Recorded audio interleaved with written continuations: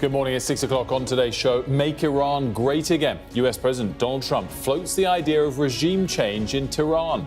Keir Starmer spoke to Donald Trump on Sunday evening, reiterating calls for a return to the negotiating table. It's Monday, the 23rd of June. Your headlines. The US bombers used to attack Iran return home to their base in Missouri after an extraordinary 37-hour round trip.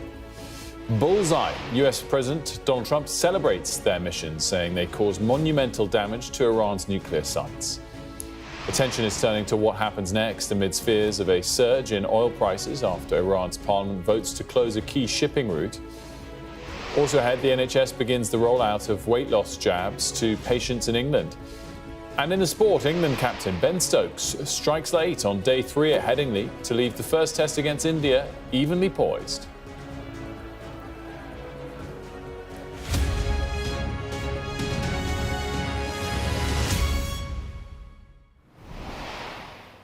Good morning to you. The American B-2 bombers that carried out strikes against Iran have returned to their base in Missouri.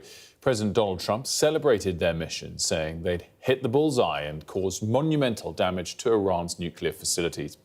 Exactly how successful those strikes were will require further verification, and the world is waiting to see how Iran responds. There are also questions about America's war aims, with President Trump hinting that he wants to see regime change in Iran, as our US correspondent Mark Stone reports from Washington.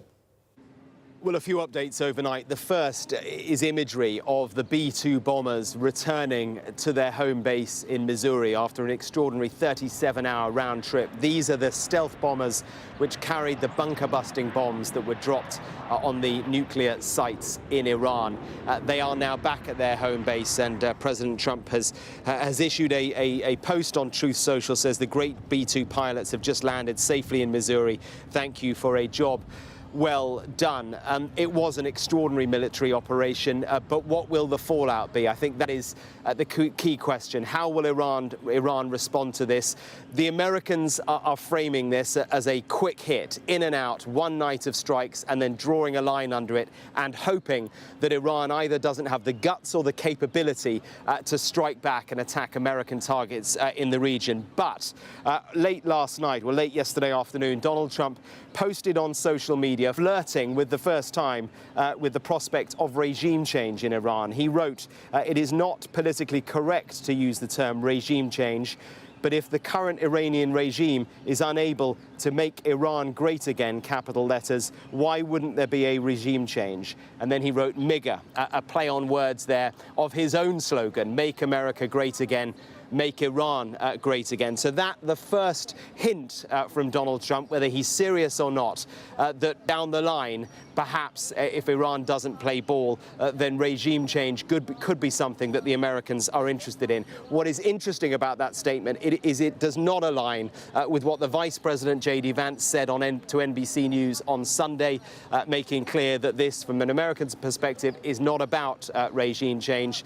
So let's see where that goes. That is an interesting tweet an interesting post from the president, perhaps designed to exert significant pressure on the Iranians to play ball. Now, the other question, which may become clear over the course of the day, is the extent to which the Americans were successful with their strikes with these bunker busters. Donald Trump, in his address to the nation, said it was an overwhelming success that Iran's nuclear capabilities had been completely destroyed. Now, over the course of Sunday, I think different administration officials were kind of rowing back a bit on that, saying, look, it'll take some time to work it out.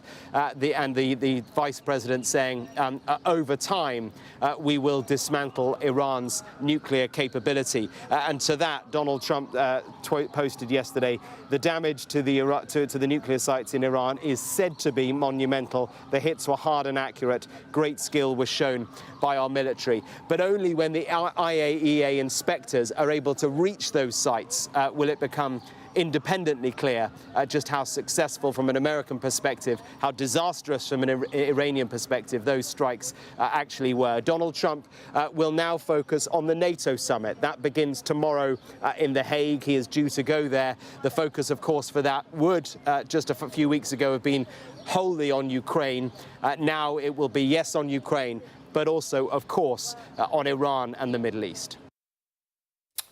Mark Stone there for us in Washington overnight. Well, this morning, the Israeli military said they were currently striking Iranian infrastructure sites around the city of Kermanshah.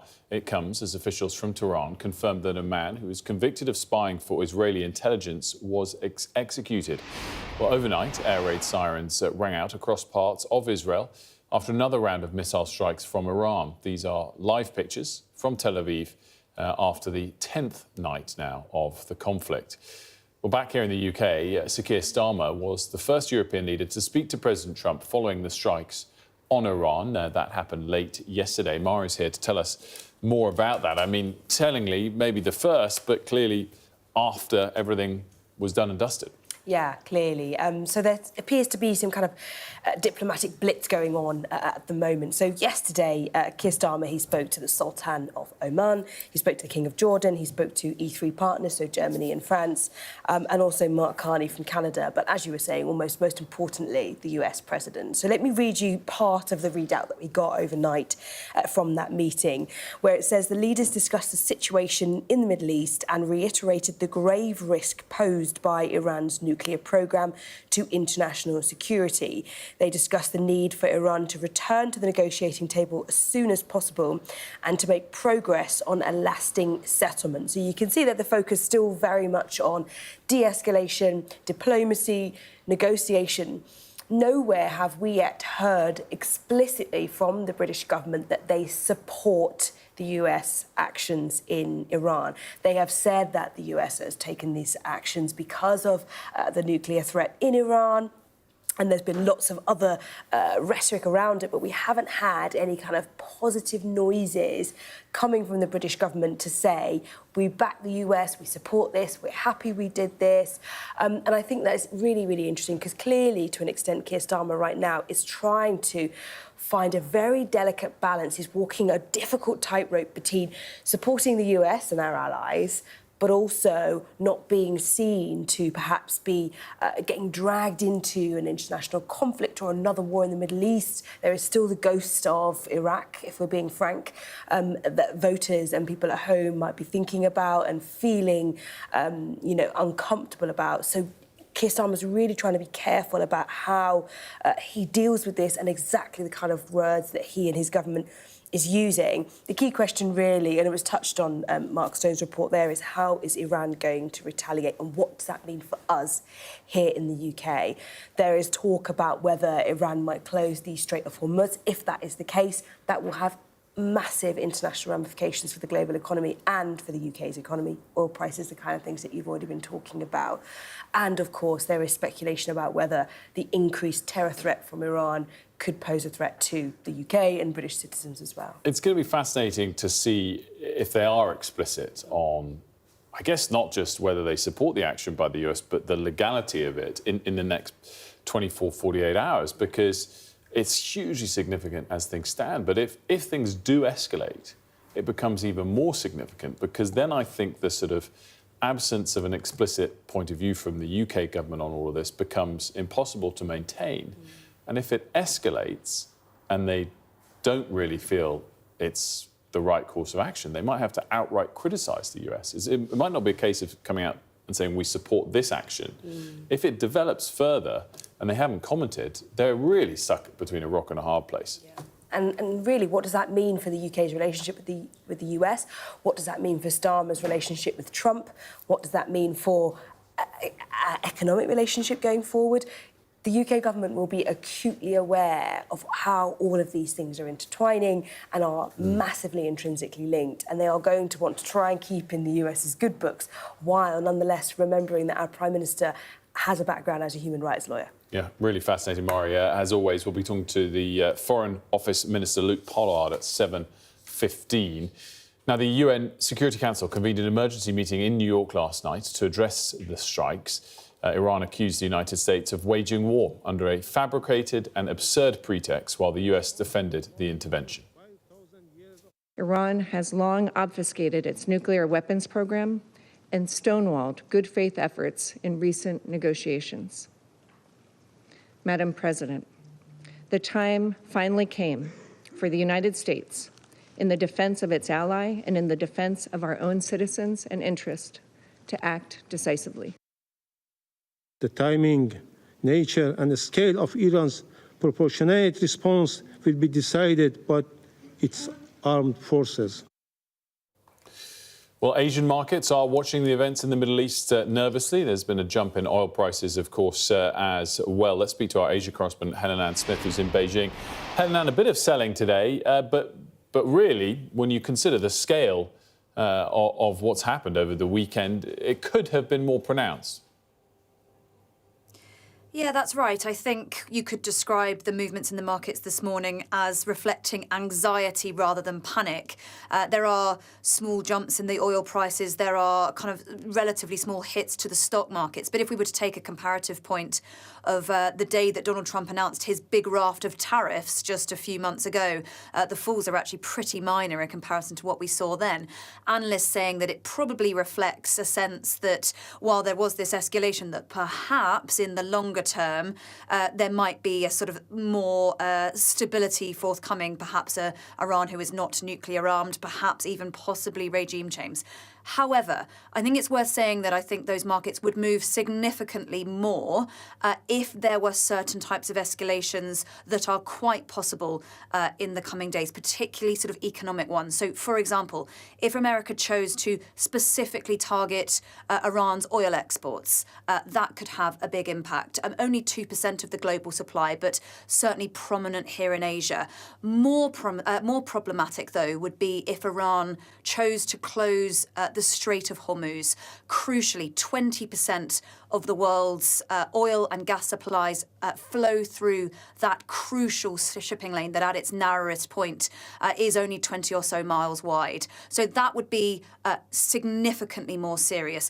Many people saying Iran might not do that because it would be a real act of self-harm as well if they did that. Perhaps they'd be more likely to target more sort of small disruptions here and there. But look, where I am here right now in China, they will be watching this very, very closely indeed. China buys 90% of Iran's oil, 90% of it. So its economy would be hugely hit if the oil flows dried up, and it will probably be looking to use its huge diplomatic might to try and prevent that happening. But look, also worth saying, China is an ally of Iran's. It will not have liked what has gone on over the weekend. And along with its partner, Russia too, could very well politically use the last few days as to try and further this narrative it's been working on for a long time, that America is not a good actor in the world, and then perhaps people should be looking east if they want a stable superpower in their lives. So I think behind the scenes, the Chinese will be working very hard at the moment to try and carve this situation in their interests. Helen, as always, thanks so much for that. Helen Smith for us there in Beijing. Let's take a look at some of the day's other stories now. At least 4 people have been killed in Russian attacks in Ukraine overnight and over a dozen people injured. A Russian drone and missile attack hit a 5-storey apartment building in the capital, Kiev, according to the Interior Minister. The UK and its NATO allies have agreed to increase spending on defence to 5% of GDP by 2035. According to sources with knowledge of the deal. Sky News has been told that ambassadors of all 32 alliance member states signed off on the new spending pledge ahead of a summit of leaders at The Hague on Tuesday. Cutting electricity costs for 7,000 energy-intensive businesses will be a key part of the government's 10-year industrial strategy to be unveiled today. From 2027, manufacturing firms will be exempt from paying green levies on their energy bills, cutting costs by up to 25%. Manufacturers have previously warned of crippling power costs that are far higher for UK businesses than competitors overseas. Metropolitan Police Chief Sir Mark Rowley has said he is shocked and frustrated at a planned protest in support of Palestine Action. The government will today inform Parliament about moves to proscribe the group under the Terrorism Act after activists vandalised 2 planes at an RAF Brize Norton last week. The move would make it a criminal offence to belong to or invite support for the group. A suicide bombing at a church in the Syrian capital Damascus has left 22 people dead and 63 people injured. A man opened fire during a Sunday evening service at the Greek Orthodox Church before detonating an explosive vest. Syria's health ministry said the attacker was affiliated with Islamic State, but there was no immediate claim from the group. Kirsty Coventry was will formally take over as the president of the International Olympics Committee today. The first woman to ever hold the office, the former Olympic swimmer and Zimbabwean politician, was elected in March and will take over from Thomas Bach at the ceremony in Lausanne later this morning. Now, weight loss jabs, including Mounjaro, will be available on the NHS in England starting from today. GPs will be able to prescribe the jabs, with more than 200,000 people expected to benefit over the next 3 years. Well, Sadia is here with more on this. Sadia, we talk a lot about these types of drugs of late, but just remind us exactly what we're talking about and how significant it is that they'll be available. Well, this is part of a 3-year plan to tackle obesity, which has become a significant problem in the UK, but also in particular for the NHS. I think it's one of the leading causes of illnesses that the NHS deals with, and it is costing the NHS billions of pounds. What we know about the drug so far is that it is, as you say, called Mounjaro. It's also known as tirzepatide. It is going to be available through the NHS as of today, which means that doctors will be able to prescribe it. It's an anti-diabetic drug which lowers blood sugar levels, but is also something that slows down how quickly food is digested. So who's getting it? Well, as you say, 220,000 people will be offered this, and these are the people who have the greatest need, which means that they are severely obese, and also they have to have some other health problems alongside that. So in the first year of the programme, the drug will be offered to people who have a body mass index score of over 40 and who have at least 4 other health problems, such as type 2 diabetes, heart disease and obstructive sleep apnea. Around 29% of the adult population in the UK is obese. So this tells you just how significant this problem is. And estimates suggest that 1.5 million people in the UK are already on some sort of weight loss drug, whether that is through a private prescription or some specific specialised weight loss programme. Now, the reaction to this is mixed. Lots of doctors are welcoming it, but some are also advising caution around it because we just don't know what the long-term health benefits of something like this is. Pharmacists are also warning about the pressures on the supply of the drug, and the Royal College of GPs has warned that it shouldn't be seen as a silver bullet, saying we also need to focus on prevention, stopping people becoming overweight in the first place so they don't require a medical intervention later. Sadia, as always, thanks so much. Let's have a look at the weather now. A bright start and always a warm welcome. The weather, sponsored by Qatar Airways. The weather's looking more unsettled over the next few days, with cooler, fresher conditions for most. However, humidity is likely to increase in the south, bringing the threat of thunderstorms later in the week. This morning, rain over the far north of Scotland will move through the Northern Isles before clearing away into the North Sea. There'll be showers for western Scotland, Northern Ireland and northwestern England. Elsewhere, it'll be a dry, bright start to the day with some good sunny spells in the south. Temperatures will be close to average for this time of year, but it will be warm in the south. A bright start and always a warm welcome. Qatar Airways sponsors the weather.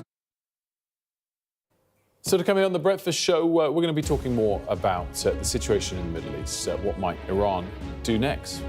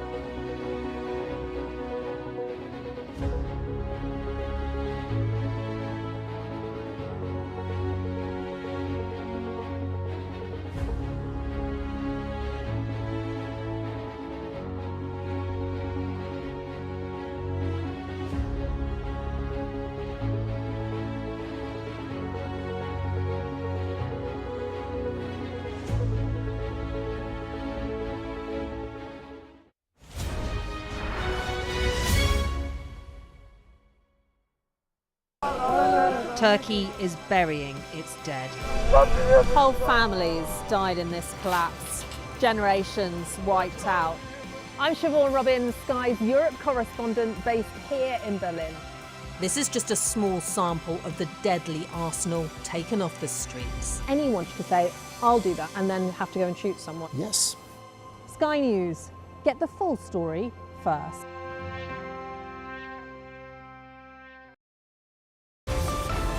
Staying connected is vital for business. Sky Business sponsors this report. Well, wet and windy weather will clear, and the far north this morning should have a mixture of sunshine and showers. Scotland, Northern Ireland and northwestern England also. Central, southern England will have a dry and sunny start to the day, although cloud will bubble up over time. It'll be cool and breezy for most, with temperatures close to average for the time of year, but the southeast will still be warm with a high of 23 Celsius or 73 Fahrenheit. Pollen counts will be high for England and Wales, lower in the north. Sky Business sponsors this report. President Trump claims that the US strikes on Iran's 3 nuclear facilities were monumental. However, the full state of the damage is still uncertain. Our science and technology editor, Tom Clark, explains what we know so far. It was a massive display of force and a series of firsts. The largest ever operational deployment of American B-2 bombers, armed for the first time with 14 of these, its most powerful bunker-busting bombs.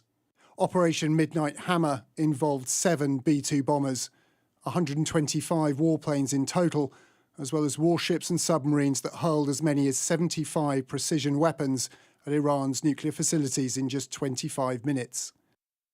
The Pentagon saying the first B-2 dropped its massive ordnance penetrator, or MOP, in the early hours of the morning.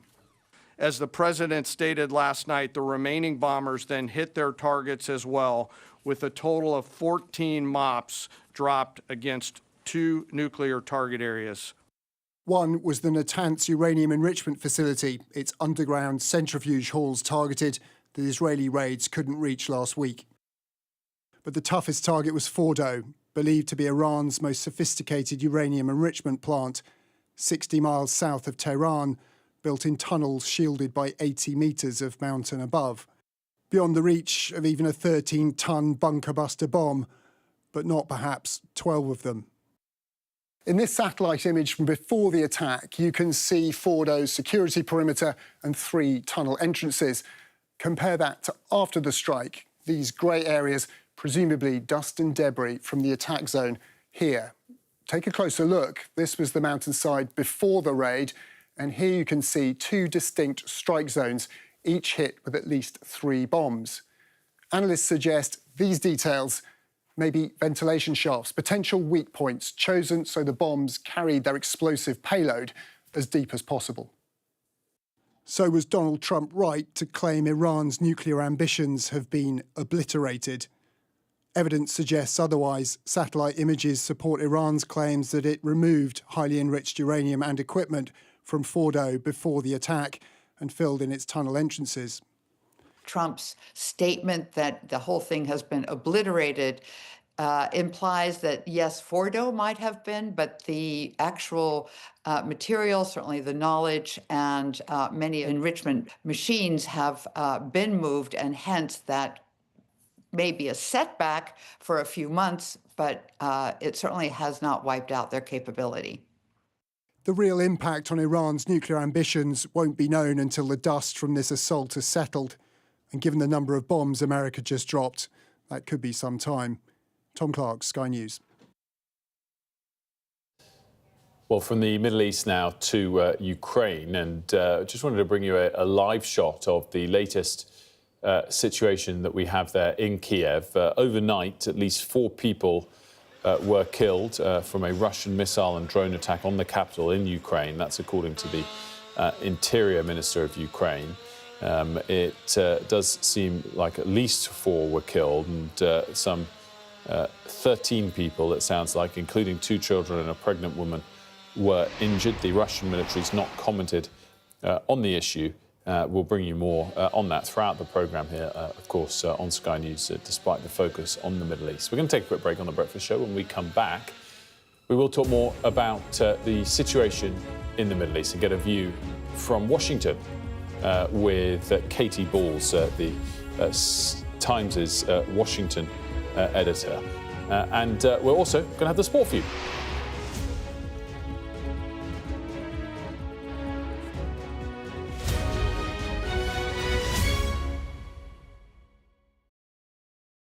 I'm Stephen Murphy, and I'm Sky's Ireland correspondent based here in Dublin. The waters of Ireland and Britain should be home to great white sharks.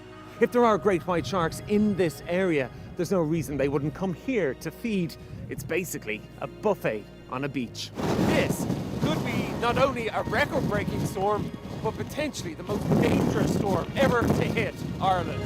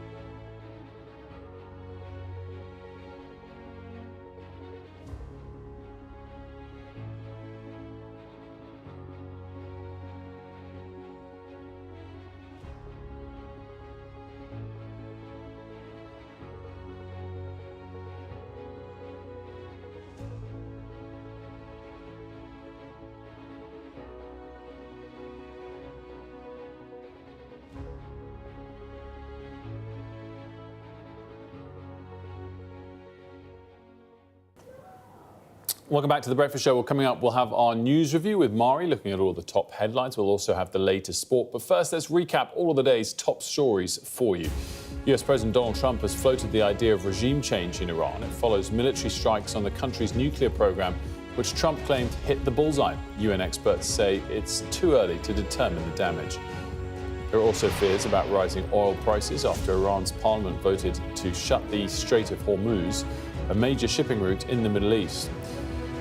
Ahead of this week's NATO summit, Sky News has been told the UK and other Western allies have agreed to increase spending on defence to 5% of GDP by 2035. And from today, weight loss jabs, including Mounjaro, will be available on the NHS in England.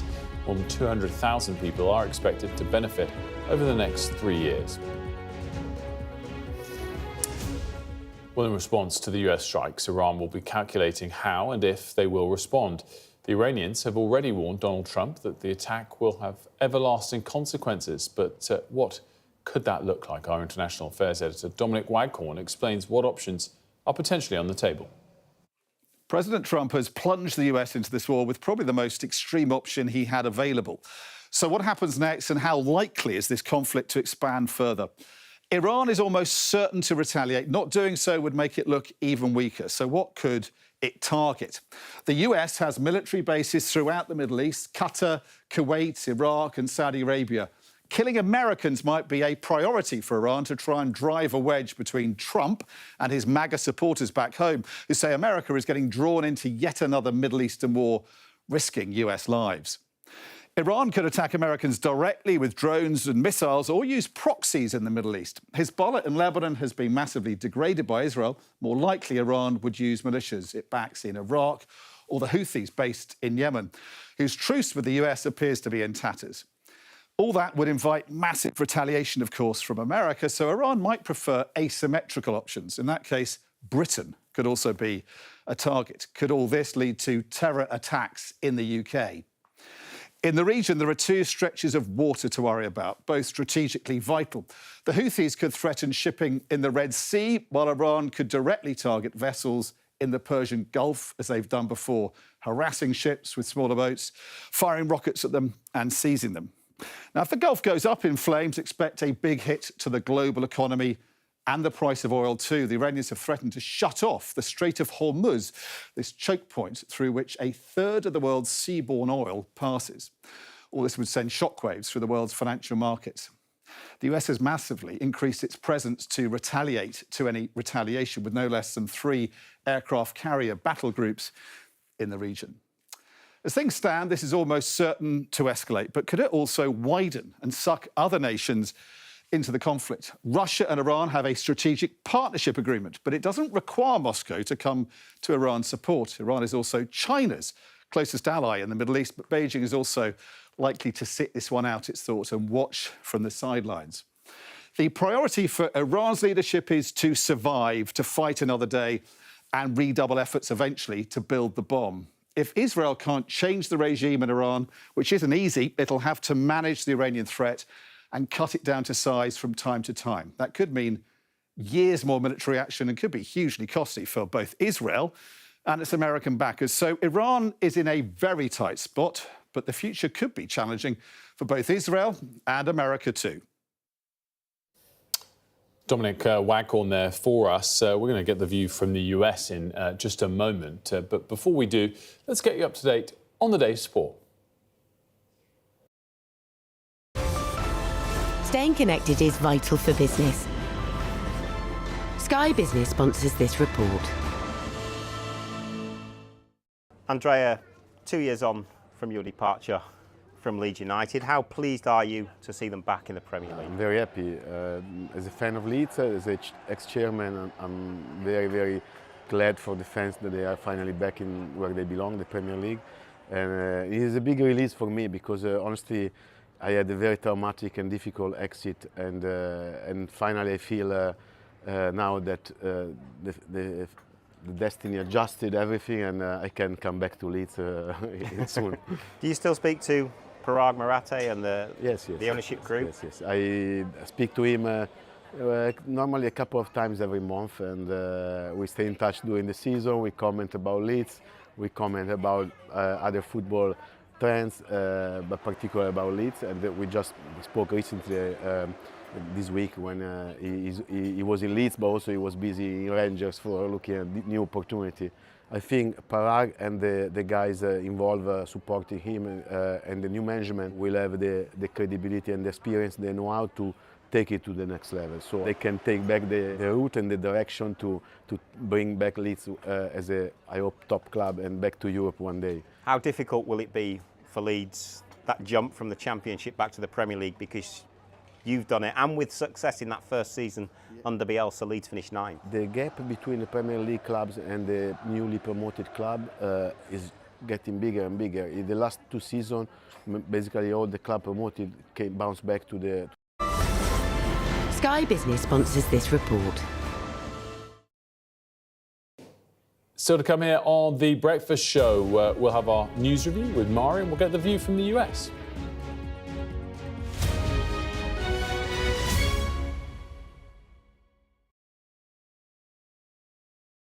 Paris reverberated to the sights, sounds and smells of conflict.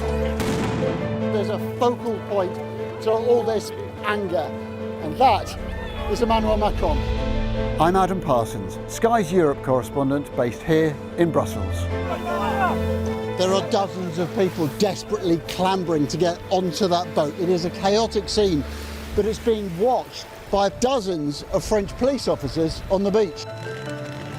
I've reported on migration across Europe, close up on the ground, understanding that sense of desperation and meeting the criminal gangs behind it.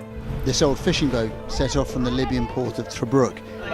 There were 606 people who were on board. So we've been distributing life jackets to all the people on board this boat, and now the first person is coming on board.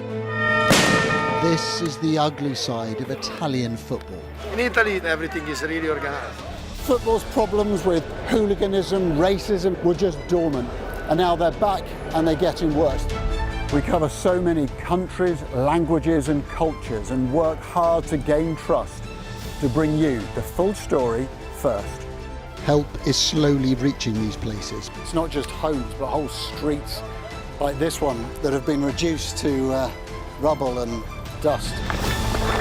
This is a picture of destruction. Everywhere you look in this mountaintop community, there is absolute devastation.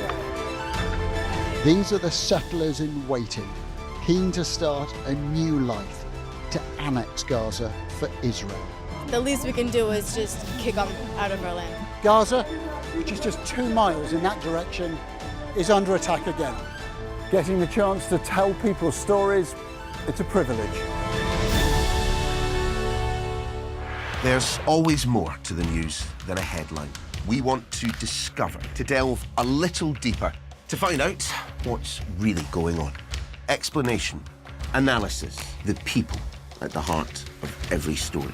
I'm Neil Patterson, and this is the Sky News Daily Podcast. So, by the end, we'll hopefully all understand what's going on in the world just that little better. Available wherever you get your podcasts.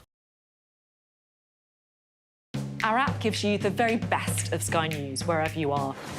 Breaking news, videos and analysis. Evidence of the crisis. Podcasts, watching us live. Live here from Washington. Wherever you get your podcast. All in one place. And all at just the touch of a screen. The Sky News app. Get the full story first.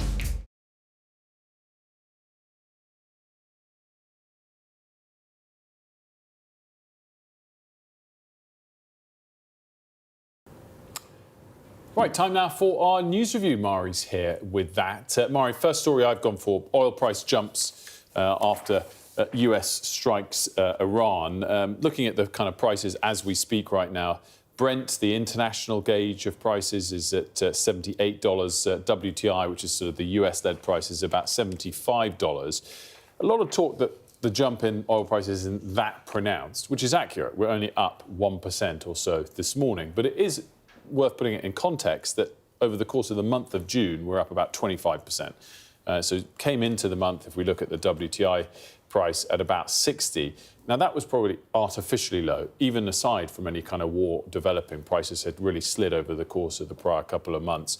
And obviously, we've picked up both just at the start of the month and indeed, of course, when Israel started attacking Iran. So this morning's sort of relatively muted 1% increase is in the context of quite a sharp increase already as this attack on Iran began. But fair to say, overall, $74 for WTI isn't that high if this develops and continues in a more pronounced way. The area that is seriously muted is global equity markets, share prices around the world. And again, in any kind of other sort of major conflict, you would have expected a much bigger pullback. As Helen Ann Smith was reporting earlier, Asian markets were lower, but really hardly lower at all. And of course, we wait the open of European markets in a couple of hours, and US futures are pointing lower, but only 0.2%. So again, markets somehow taking all of this in their stride. What matters, of course, here is how long these things last. If there's a temporary spike in oil prices, it doesn't feed through to inflation. It doesn't feed through so much to people at home here in the UK. If it just prolongs, even at this level, at 75, this relatively muted level, it will start to feed through to inflation numbers, given that we're working off a lower base of late. So something, of course, everyone will be watching very closely, even if it's not the primary concern of what's going on. Yeah, absolutely. What have you gone for next? So I have gone for page 5 in the Eye. Now, the reason I've chosen this is because this is actually a Sky News exclusive from our very own Deborah Haynes, our defence editor, that has been picked up in one of the papers. And because, obviously, we're not technically a paper, we don't get to talk about it. So it's a way for us to chat about our own work. Are we not allowed to pick our own stories? Not really in a paper review. We haven't got a paper. We surely set the rules. Well, in future, clearly. you can pick your own. Permission granted. So, the Eye has picked up our brilliant story, which is the UK and its NATO allies are poised to agree a deal to raise defence spending to 5%. Obviously, incredibly significant. Now, this would be by 2035, so it's still a decade to wait.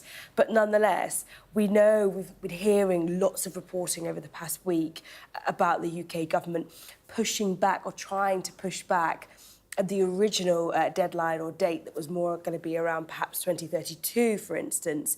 We were told by government sources that that was the case, that they were trying to push this back a couple of more years, 2 or 3 more years, and they managed to have done exactly that because Sky News got it confirmed that it looks like it's going to be a 5% target by 2035. I mean, the timing-wise is very significant because it gets Labour out of even thinking about the next Parliament. Exactly.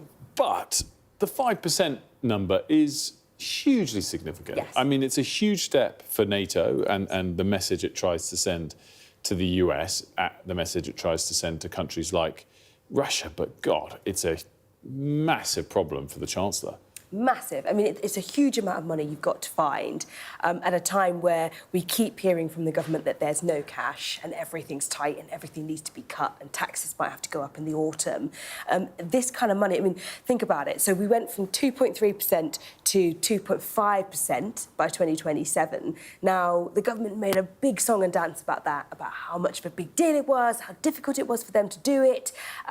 That's only 0.2% change. We're talking about essentially doubling defence spending within a decade. It's a huge amount of money. And so, realistically, as you were saying, the timing of pushing that, not to 2032, but just to that 2035 mark, means that if Labour even get a second term, it's still not really their problem, which is quite politically convenient. It also, though, I mean, Deborah, by the way, is joining us at 7, so we'll talk, maybe have time to talk a bit about this, but it also doesn't seem that realistic. I mean, because of the point you say, maybe Germany could afford this because their debt to GDP is sort of 60% and a lot lower than the rest of Europe. France isn't going to reach this. No chance. They're below where we are already. Yeah. So it's kind of one of those big pledges that maybe will send a message to Vladimir Putin, but maybe it won't, particularly in light of the fact that it's quite far away. But listen, it's going to be a hugely significant pledge if indeed it materialises, as we expect, following Deborah's reporting over the next couple of days at that very well-timed NATO summit. Switching focus to the next story, I've gone for in the Times. Farage pitches a Robin Hood tax deal for non-DOMs to help the poor. What I find really interesting about this is it's a political opportunity that's been created in the short term. Because if you read, again, according to reports, some of what the people that pay this upfront amount will get, it's under new reform policy, UK residents whose main home is abroad, non-DOMs, as used to be the case, would not pay tax on wealth, income or capital gains earned overseas, and they would avoid paying inheritance tax on overseas assets as well. That is exactly what the non-DOM rule used to be. Yeah. So it's reinstating almost exactly the same policy, but instead with a £250,000 upfront fee to get this Britannia card, that they're going to call it, and all of the revenue, this is where the headline of the Robin Hood type policy comes, all of the revenue, they say would immediately go to those least well-off in this society. What I find quite interesting about that is £250,000, if it's a one-off fee, might seem quite attractive to some of the multi-millionaires or billionaires that may have left of late, because it won't perhaps seem that expensive to them. It generates money that can go to them. It's only possible because, of course, it just got abolished. Yeah. So the reason I kind of dwell on this is I just think it's very opportune, once again, of reform to come up with this. Come up with it, by the way, before the Tories have come out with their policy, before perhaps Rachel Reeves will announce some kind of U-turn we were talking about last week. Very interesting. I mean, but the terms of it, ultimately, the terms that matter are just what used to be the policy, ironically. Yeah, it's incredibly ironic because they're essentially implementing Tory policy but with a one-off fee. The interesting way that Reform is selling this is as if they've invented the concept of tax. And the idea that with the tax system that we have is that the rich people pay more than poorer people. That's how tax works. So it's not this kind of revolutionary idea. But what Reform is trying to clearly target is what they're trying to say is the non-don cancellation is not workable, is not helpful. We're losing all of our kind of high net worth individuals. We need to find a way to bring them back. But we know it's also an unpopular policy. That's why the Tories changed it and why Labour ended up changing it even more so, because the people felt it was unfair, that, the richest were paying less tax than they were, and therefore it was very, very politically popular. So Reform have tried to find a way to do it where it's still popular by essentially giving that money back in one way or another. It's important to say they want to give the cash back to the poorest 10% of workers. So not just the poorest 10% of people. So you need to be working, I think, full-time, if I'm not mistaken, in their information. So you need to be working full-time, and then if you are the 10% lowest paid. And essentially what it would be is, depending on how many of these high net worth individuals take up this scheme, the more people sign up, the more money you get. So if 10 people were to sign up, you'd get, let's say, £1,000. If 100 people were to sign up, you'd get more. What's not clear yet is if that would be capped. Let's imagine we get this, deluge of millionaires and billionaires coming in. Would there be a limit? Would you end up potentially earning more through this scheme than somebody who was working more hours than you? We haven't got the detail yet, so we need to see how it will be implemented in real life. You can hear perhaps the kind of squeeze middle voters, the middle-class voters who feel that they are often always the ones caught in between policies, thinking to themselves, hold on a second, what about me? But the question is, are Reform worried about those kind of voters or not? Yeah, it's really interesting. I mean, of course, it also might be quite hard to entice people to pay that upfront fee for fear that the next government will reverse the policy again. Yeah. And you paid that upfront fee, but an interesting one. Next story you've gone for is in The Guardian. Government security fear over £1 million lost devices. Yeah, goodness. I mean, this is not the first time we've heard of these stories, but it is quite startling, the numbers of government devices that are being lost, stolen, whatever's happening to them, and the amount of money that taxpayers are having to spend to replace them. So if we look at these figures here, so it's laptops, phones, tablets, worth over £1 million have been lost or stolen. Now, 240 missing laptops and 125 missing phones in 2024 were lost just from the Department of Work and Pensions alone. If you look at the Ministry of Defence, 103 laptops, 387 phones lost or stolen. Cabinet Office, 66 laptops, 124 phones. Now, if you look at that in terms of how much this is costing us, right? So more than 2,000 devices were missing across 18 Whitehall departments and public authorities last year alone. And that, according to Guardian analysis of the figures, cost us £1.3 million. So how many devices? So over 2,000 devices lost in a year. I'm just trying to do some maths here, because we've talked about the numbers of government employees and civil service employees. It's about 500,000, isn't it? I think so. So essentially, we are spending an absolute fortune. I mean, look at this. Home Office alone, £85,000 is the estimated cost of 147 devices that have been lost. So they've been speaking to cybersecurity experts about this and whether there's any kind of risk here. They say the losses could enable hackers to create backdoors into government systems, even if large parts of it were encrypted. And they're saying, therefore, it's a potential huge national security risk. And also, there's a cybersecurity expert, Alan Woodward. He's a cybersecurity expert at the University of Surrey, and he's been quoted saying that if the devices were open when they're stolen, so when you get snatch theft in the street, you've got on the phone, you're halfway through doing something, and somebody grabs it. If it's already open, criminals could keep them open by, touching the screen, drill down into the device, and then potentially use it in that way because it's already unlocked.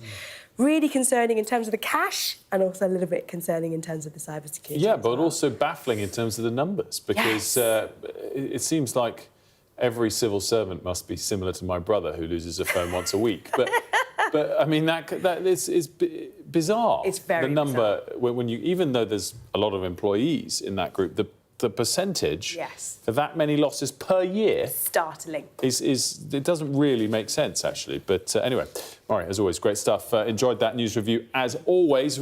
We are now able to bring in a guest who we were trying to bring in for you earlier. I'm delighted to say we can now be joined by Iranian journalist Emad Abshainas, who joins us live from Tehran. Thank you so much for joining us. Good morning to you. I know there's a bit of delay, so I'll go straight to the first question. What is your reaction to the US strikes over the weekend? Did they surprise you? Did they shock you?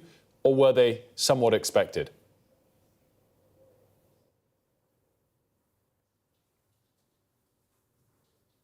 Good morning, Wilfrey. First of all, this proves that the actual leader of the United States is Netanyahu. It's not Trump. Netanyahu is ruling the United States for decades, and now he ordered Trump to do what the Israelis were not successful to do. Mainly, Israelis tried to destroy these targets for more than 10 days. They failed, and they asked the Americans to interfere.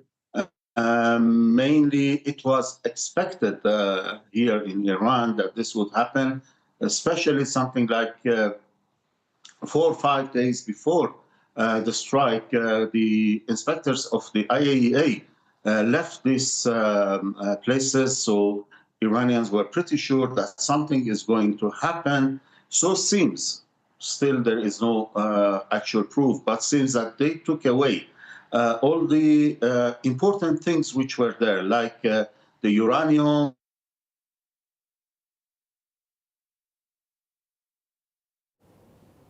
Does look like we've lost that connection, sadly, with Emad Abshainas, the Iranian journalist who was with us live from Tehran. We've been trying to establish that connection for the last half an hour. Does look like... OK, we do have Emad back. Emad, let me just bring up the next question. I know you were finishing your thought about the US side of this.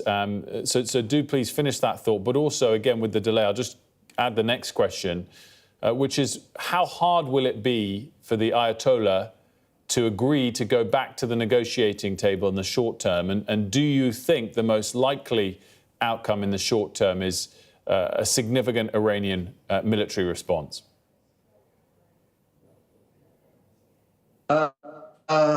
First of all, everything now depends upon what happened, what was the effect of the attack. Till now, what we hear that the American attack failed. So if the American attack failed and the nuclear plants are still there, of course, there were damages, but being destroyed is something, being damaged is something else. Of course, this will affect the response of the Iranian government, the Iranian army. Of course, here, those who are in favor of having negotiation now are on the weak side. They cannot come out and tell the Iranian people that we are going to negotiate US, which attacked us. We are going to negotiate US, which supported Israel to attack us. Mr. Arakchi tried to find out a way to come out from this issue by meeting the EU foreign ministers. But again, Trump destroyed these trials to open a way for negotiation. Everyone knows the EU foreign ministers were meeting Arakchi on behalf of the Americans. So Arakchi didn't want to tell the American people, I'm going to negotiate the Americans, but he wanted to do this in this way. But now I think at least right now all the doors for diplomacy have been closed, and it will be very hard for them to talk about negotiations. This might be an impossible question to answer, Emad, but where do you think the majority of Iranian public opinion is now in terms of what they'd like to see next from your leadership? Well, for the first time throughout the past 4 or 5 decades, I see a solidarity among the Iranian people, which was never seen inside Iran before. Probably we have had this solidarity during the Iran-Iraq war, and now it's back again. Of course, the street. If you walk in the streets in the Iranian streets, everyone is asking for a hard response, especially against Israel. And now everyone is questioning, why don't you produce the nuclear bomb?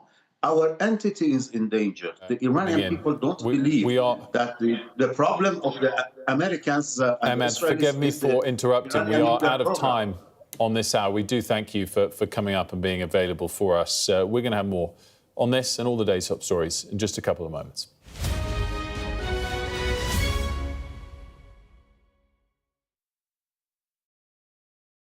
Our app gives you the very best of Sky News wherever you are. Breaking news, videos and analysis. Evidence of the crisis. Podcasts, watching us live. Live here from Washington. Wherever you get your podcast. All in one place. And all at just the touch of a screen. The Sky News app. Get the full story first.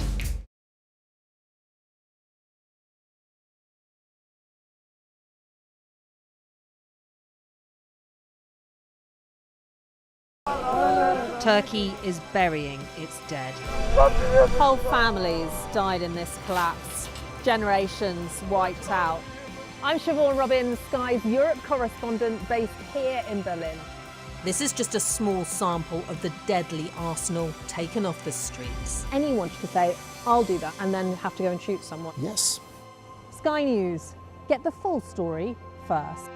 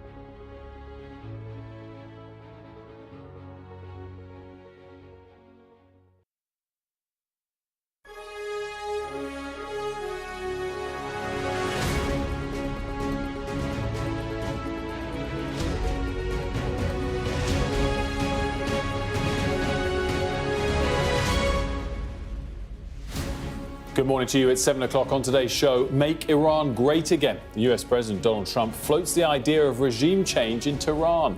Sir Keir Starmer spoke to Donald Trump on Sunday evening, reiterating calls for a return to the negotiating table. And Iran's foreign minister is in Moscow today to discuss what to do next with Vladimir Putin. It's Monday, the 23rd of June. Your headlines. The US bombers used to attack Iran return home to their base in Missouri after an extraordinary 37-hour round trip. Bullseye. US President Donald Trump celebrates their mission, saying they caused monumental damage to Iran's nuclear sites.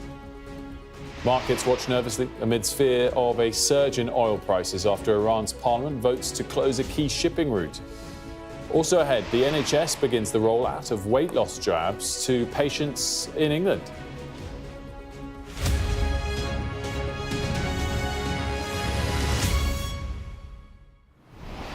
A very good morning to you. US President Donald Trump has suggested he wants to see a new government in Tehran to make Iran great again.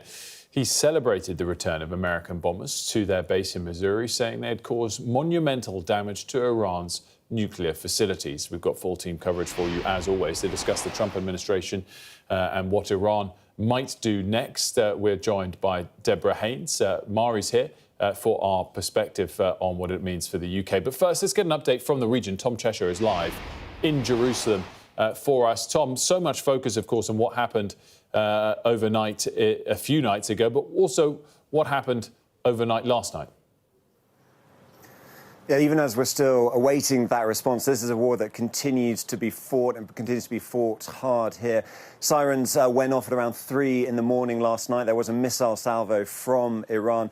Apparently one missile was intercepted. There don't appear to be any reports of damage. At the same time, the Israeli Air Force has continued yesterday to strike targets inside Tehran. So this war is still very much going on. We also had the first words from Iran's supreme leader since that attack on social media. Ali Khamenei, he talked about the punishment continuing and the Zionist enemy has made a grave mistake. So he's not singling out the US in terms of that response.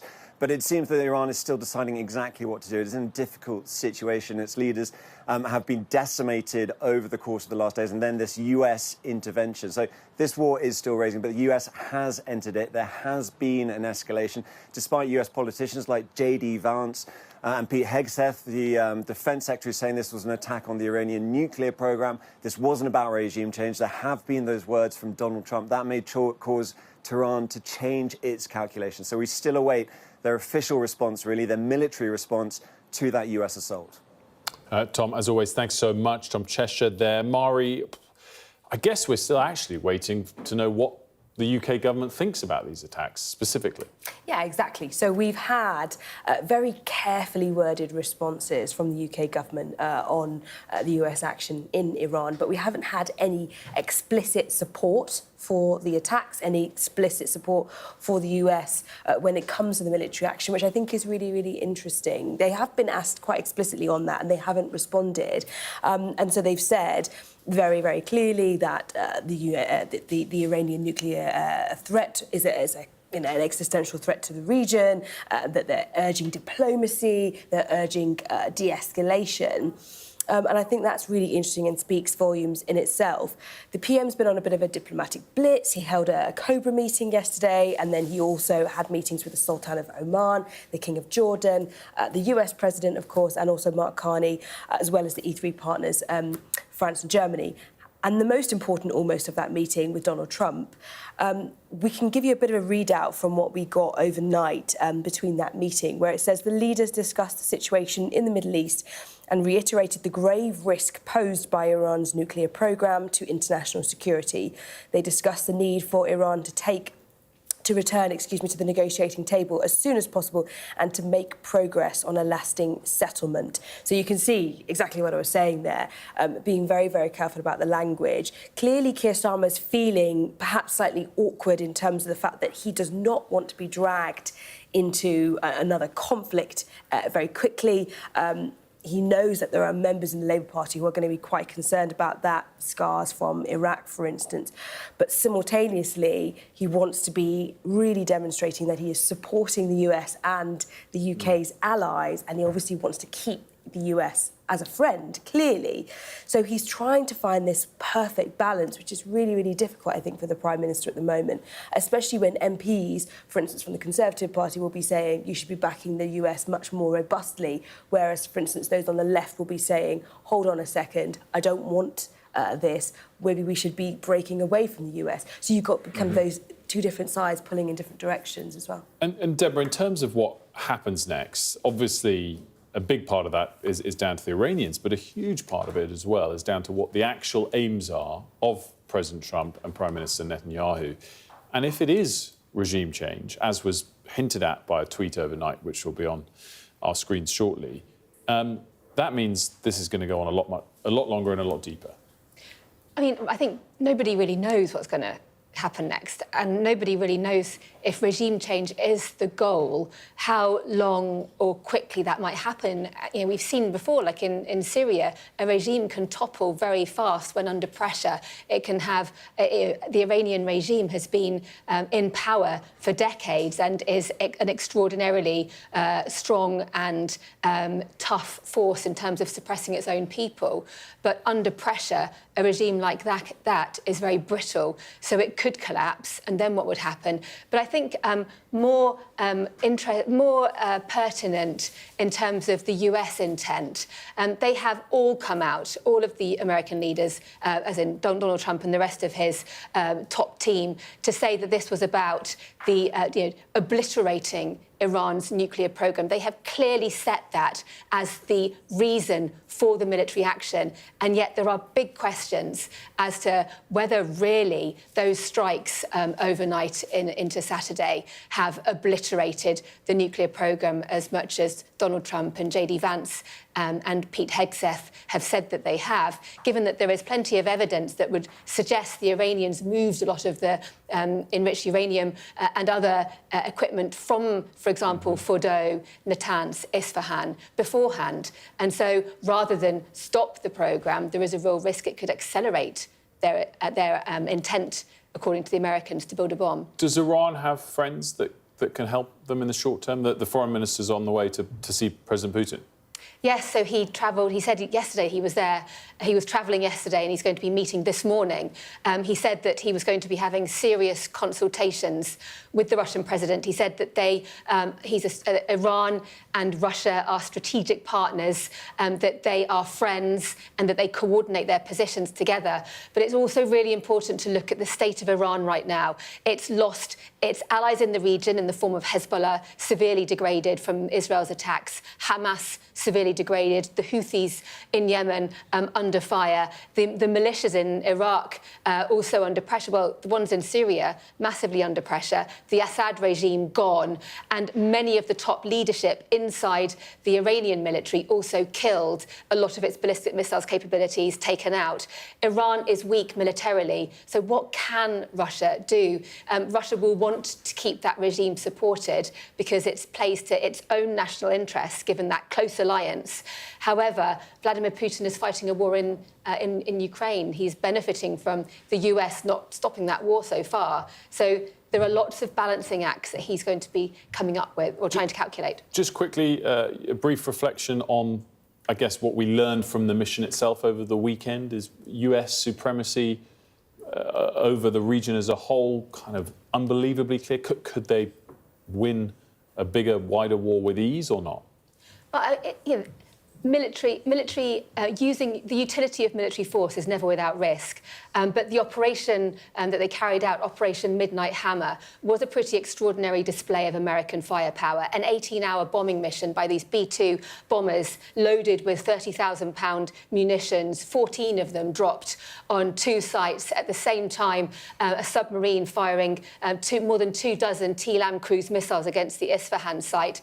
There were American 4th generation, 5th generation jets in the sky suppressing Iranian missiles and jets. The Americans say the Iranians didn't even shoot at them, maybe didn't even know they were there before they'd even left. So very much a display of American firepower. However, what happens next is really key. Whether it's effective is vital. Really fascinating. And Deborah and Mari both back at 1:30. Lots more to discuss throughout the morning.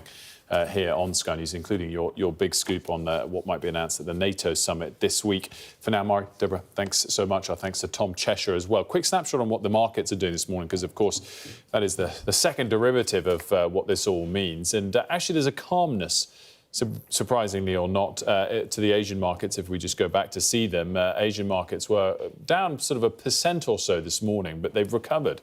We've only got slight declines now for Japan and Australia, and slight gains there for Hong Kong and Shanghai. Oil prices, on the other hand, are showing an increase, up by 1.7% for oil there. As you can see, Brent crude up to 78. Worth noting that during the month or so of June so far, we're up about 20 to 25% for oil prices. So this morning's relatively muted response there in oil, up about 1.5% in the context of what's been a developing oil price move higher, particularly since Israel started its attacks on Iran. Right, let's get you up to speed now on all of the day's other stories now. At least 5 people have been killed in Russian attacks in Ukraine overnight, and over a dozen people injured. A Russian drone and missile attack hit a 5-story apartment building in the capital, Kiev, according to the Interior Minister. The UK and its NATO allies have agreed to increase spending on defence to 5% of GDP by 2035, according to sources with knowledge of the deal. Sky News has been told ambassadors of all 32 alliance member states signed off on the new spending pledge ahead of a summit of leaders at The Hague on Tuesday. Cutting electricity costs for 7,000 energy-intensive businesses will be a key part of the government's 10-year industrial strategy to be unveiled today. From 2027, manufacturing firms will be exempt from paying green levies on their energy bills, cutting costs by up to 25%. Manufacturers have previously warned that crippling power costs are far higher for UK businesses than competitors overseas. Met Police Chief Sir Mark Rowley has said he's shocked and frustrated at a planned protest in support of Palestine Action. The government will today inform Parliament about moves to proscribe the group under the Terrorism Act after activists vandalised 2 planes and an RAF Bryce Norton last week. The move could make it a criminal offence to belong to or invite support for the group. A suicide bombing at a church in the Syrian capital Damascus has left 22 people dead and 63 injured. A man opened fire during a Sunday evening service at the Greek Orthodox Church before detonating an explosive vest. Syria's health ministry said the attacker was affiliated with Islamic State, but there was no immediate claim from the group. Kirsty Coventry will formally take over as president of the International Olympics Committee today, the first woman to ever hold the office. The former Olympic swimmer and Zimbabwean politician was elected in March and will take over from Thomas Bach at a ceremony in Lausanne later this morning. Weight loss jabs will be available on the NHS in England starting from today. GPs will be able to prescribe the jabs. Some 200,000 people could benefit over the next 3 years. Let's bring in Sadia, who's got all the details on this. Sadia, we've been building up, obviously, knowing this is coming, but it's a significant day. Yes, it is. It starts today. That means GPs can start rolling out this drug. And it comes at a time when obesity is a particular problem for the UK, but also in particular for the NHS. It is one of the leading causes of illnesses that the NHS deals with. It costs us billions of pounds. What we know about the drug, as you say, it's called Mounjaro, but it's also known as tirzepatide. It's made by a company called Lilly, and it's going to be available through the NHS. It is an anti-diabetic drug which lowers the blood sugar levels, and it also slows down how quickly food is digested. So what we know about who can get it, as you say, 220,000 people who will probably be likely be given this. It is those people who have the greatest needs, which means they are severely obese. Also, they have to have other health problems alongside their obesity. So in the first year of the programme, the drug will be offered to people with a body mass index score of over 40 and those who have at least 4 other health problems. And these include things like type 2 diabetes, high blood pressure, heart disease, and obstructive sleep apnea. Around 29% of the adult population in the UK is obese, and estimates suggest that 1.5 million people in the UK are already taking some sort of weight loss drug, whether that is through a private prescription or through a specialist weight loss programme. The reaction to this has been mixed. So some doctors and medics are welcoming the drug, saying it is what is much needed at a time when we're tackling obesity. But pharmacists have raised some concerns about the pressures on the supply of the drug because they anticipate a lot of people will want to come and demand just simply won't be met. But also GPs have raised concerns about their workload, and the Royal College of GPs has warned that it shouldn't be seen as a silver bullet. They say we also need to focus on prevention, stopping people becoming overweight in the first place so that they don't require a medical intervention later. Sadia, as always, thanks so much for that. Well, we're going to be talking to the government shortly, as you know, at 7:15. Well, it's 7:15, so we're running a couple of minutes behind, but we'll be talking to the Defence Minister, Luke Pollard, very shortly. Before we do so, let's explore in a little bit more detail President Trump's claims that the US strikes on Iran's 3 nuclear facilities were monumental. Bullseye, another word he used, obliterated, another one. Our science and technology editor, Tom Clark, has this analysis of what we actually know so far. It was a massive display of force and a series of firsts. The largest ever operational deployment of American B-2 bombers, armed for the first time with 14 of these, its most powerful bunker-busting bombs. Operation Midnight Hammer involved 7 B-2 bombers, 125 warplanes in total, as well as warships and submarines that hurled as many as 75 precision weapons at Iran's nuclear facilities in just 25 minutes. The Pentagon saying the first B-2 dropped its massive ordnance penetrator, or MOP, in the early hours of the morning. As the president stated last night, the remaining bombers then hit their targets as well, with a total of 14 MOPs dropped against 2 nuclear target areas. One was the Natanz uranium enrichment facility, its underground centrifuge halls targeted that Israeli raids couldn't reach last week. But the toughest target was Fordo, believed to be Iran's most sophisticated uranium enrichment plant, 60 miles south of Tehran, built in tunnels shielded by 80 metres of mountain above, beyond the reach of even a 13-ton bunker-buster bomb, but not perhaps 12 of them. In this satellite image from before the attack, you can see Fordo's security perimeter and 3 tunnel entrances. Compare that to after the strike, these grey areas, presumably dust and debris from the attack zone here. Take a closer look. This was the mountainside before the raid, and here you can see 2 distinct strike zones, each hit with at least 3 bombs. Analysts suggest these details may be ventilation shafts, potential weak points chosen so the bombs carried their explosive payload as deep as possible. So was Donald Trump right to claim Iran's nuclear ambitions have been obliterated? Evidence suggests otherwise. Satellite images support Iran's claims that it removed highly enriched uranium and equipment from Fordo before the attack and filled in its tunnel entrances. Trump's statement that the whole thing has been obliterated implies that, yes, Fordo might have been, but the actual material, certainly the knowledge, and many enrichment machines have been moved, and hence that may be a setback for a few months, but it certainly has not wiped out their capability. The real impact on Iran's nuclear ambitions won't be known until the dust from this assault has settled. And given the number of bombs America just dropped, that could be some time.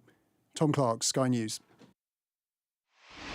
Government reaction to all of this. The Armed Forces Minister, the Defence Minister, Luke Pollard, joins us now. Very good morning to you, Minister.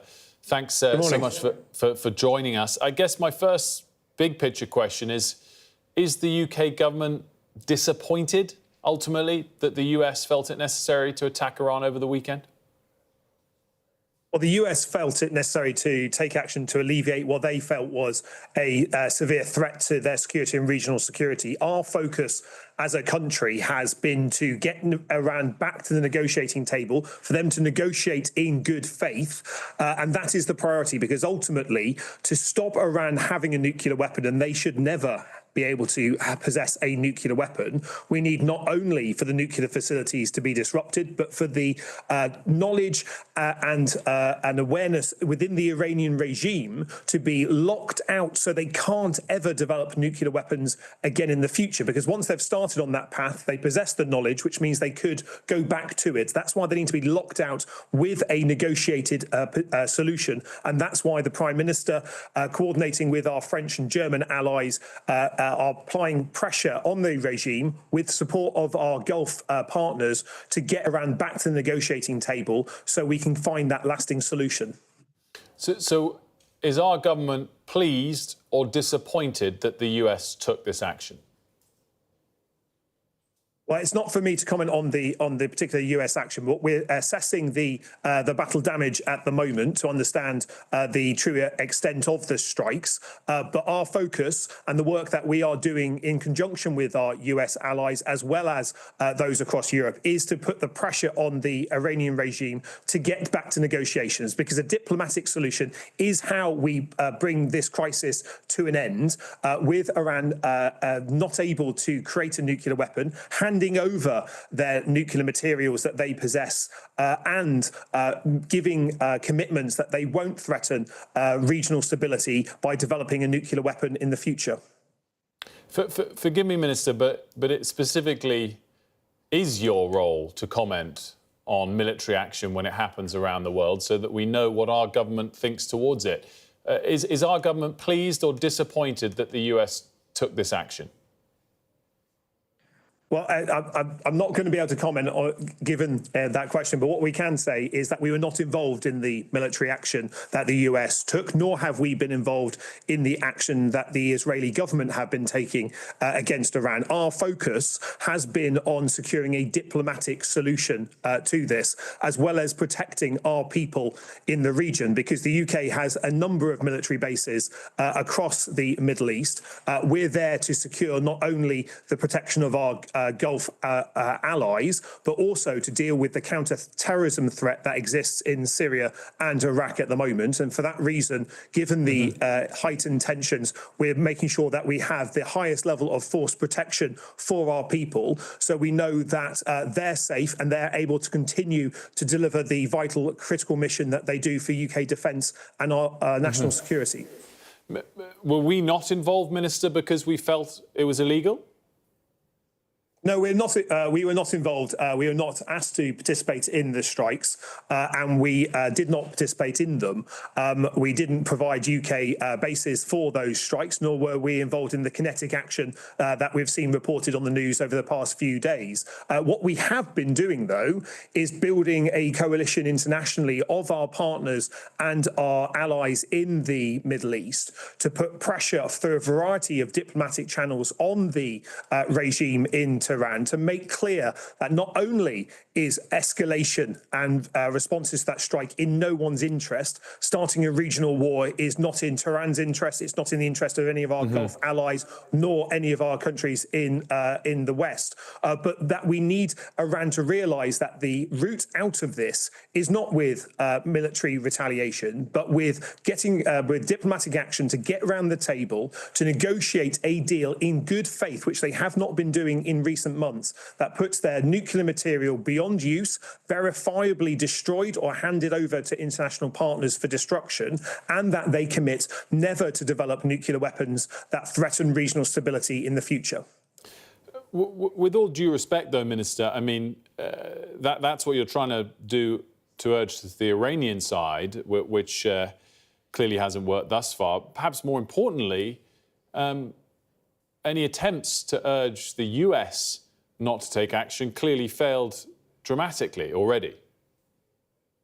Well, we continue to discuss with our US allies about the next steps in the course of action. We've been very clear in the discussions that the Prime Minister has been having. Indeed, the Prime Minister spoke to President Trump last night about the next steps here, that we are determined to pursue a diplomatic route here, that we will be encouraging our allies to do the same. And indeed, our partners in the region and internationally are all applying pressure via the diplomatic channels available to us, to Tehran and the Iranian regime, to stress to them that military retaliation for the action that the US or Israel take is not in their interest nor anyone else's. Forgive me for interrupting you. You're bringing it back to what you're trying to urge the Iranian side to do, which you answered already. Essentially, bottom line is, we have no influence over the United States. No, we've got a deep security relationship and a deep diplomatic relationship with our friends in the US. We appreciate that they have taken steps to alleviate what they felt was a direct threat to regional security and to their own security. The focus has to be now on what Iran does and the steps that they now take. And that's why I'm focusing on that diplomatic route. Forgive me for interrupting, because you did that answer you have, in all due respect to me for interrupting, given me quite a few times. If you respect what the US has done, are you saying that you support their action? No, I don't think it's for me to support or oppose their actions. They have taken the action against Iranian nuclear targets. We were not involved in that military action, but the efforts that we're now taking are firmly on the diplomatic front, as well as increasing the force protection for our people and our bases in the region. It's for that reason that the Prime Minister has ordered more RAF Typhoons to be deployed to the region. We use those Typhoons to deter aggression. And if Iran launches strikes against UK bases and our regional partners in the Gulf states, those RAF Typhoons come equipped with the ability to shoot down those Iranian cruise missiles or heavy drones that would threaten our bases, our people, and our allies in the region. On the topic of planes, will there be flights out of Israel provided by the Foreign Office for British citizens who want to leave? That's the intention, and that's what we're planning. The Foreign Office advises against all travel to Israel and the occupied Palestinian territories, but we know that there's large numbers of British nationals who are either living there or who were stranded there after the airspace was closed when the missiles started to be fired. It's for that reason that we've been working across government to provide not only support for the land routes out of Israel that are still currently available, but where it's not possible for individuals to access those routes, the Foreign Office are looking at scheduling planes out of Tel Aviv airport. Now, to do that, we need British nationals to register their presence in Israel and the occupied Palestinian territories, to be kept updated as to when that airspace reopens sufficiently to allow those charter aircraft to take people out of harm's way. And it will be instantaneous once the airspace is open? Well, we're working very closely with the Israeli government to understand what airspace restrictions exist and how we can work within those restrictions to remove our people. It's not only our military personnel that is a top priority for keeping safe in the region. We know that there are thousands of British nationals in the region, in Israel and the occupied Palestinian territories. And for that reason, that we are looking at methods to support their extraction for those individuals that want to be able to leave. Land routes are available, but we know that's not possible for everybody. And so that's why the Foreign Office are looking at air routes. But clearly, the situation there is very difficult. The airspace is contested with missiles flying in the air. That clearly poses a risk to any evacuation aircraft. And for that reason, we're seeking to deconflict with that military action to ensure that we will be able to get our people out via planes at the right time. Just finally, are you confident that our bases in the region are better protected than RAF Bryce Norton? Well, the protection of our bases in the region is the top priority for the government. We have not only RAF Typhoons, but other security measures in place. You'll appreciate I won't be able to go into the operational details of how we protect all our bases, but we're confident that all our personnel in the region are safe and protected. We have the highest level of force protection status there, as you would expect. And what we saw at RAF Bryce Norton is simply unacceptable. We've initiated a full review of our security, not just at that RAF base, but at all military installations to ensure that this cannot happen again. And we're working with counter-terrorism police and local authorities to bring to justice those people that not only criminally trespassed on that military base, but also undertook criminal damage. That's not only a really stupid thing to do, but it's also a threat to our national security. And that's why we're taking the serious steps that we are to make sure that this can't happen again. Luke Pollard, thanks so much for joining us. Much appreciated. Thank you. We're going to take a quick break here on The Breakfast Show. When we come back, we'll look at the diplomatic challenge facing the UK with the former ambassador to Iran.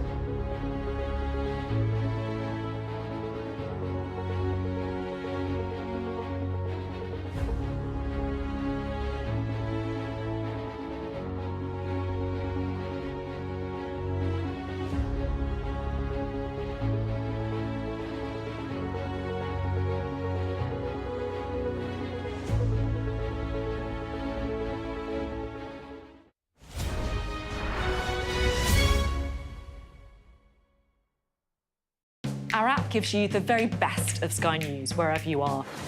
Breaking news, videos and analysis. Evidence of the crisis. Podcasts, watching us live. Live here from Washington. Wherever you get your podcast. All in one place. And all at just the touch of a screen. The Sky News app. Get the full story first.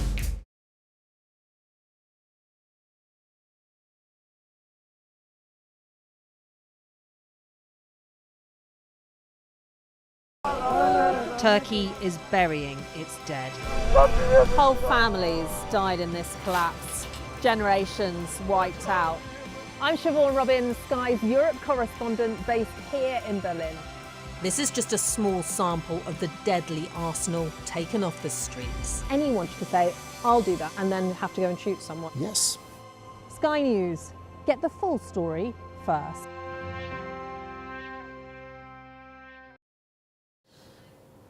Welcome back to The Breakfast Show. Well, coming up, the former British ambassador to Iran, Sir Simon Gass. But first, a reminder of the top stories this hour. US President Donald Trump has suggested in a social media post that he wants to see regime change in Iran. It follows US strikes on the country's nuclear program, which Trump claimed hit the bullseye. Defense Minister Luke Pollard told this program he wanted to see a diplomatic solution to the conflict. The government also told this program that they were working with the Israeli government to arrange flights out of Israel to bring British nationals out of harm's way once the airspace is opened. There's also fears about rising oil prices after Iran's parliament voted to shut the Straits of Hormuz, a major shipping route in the Middle East.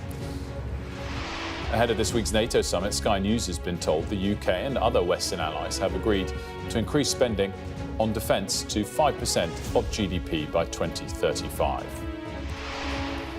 And from today, weight loss jabs, including Mounjaro, will be available on the NHS in England. More than 200,000 people are expected to benefit over the next 3 years.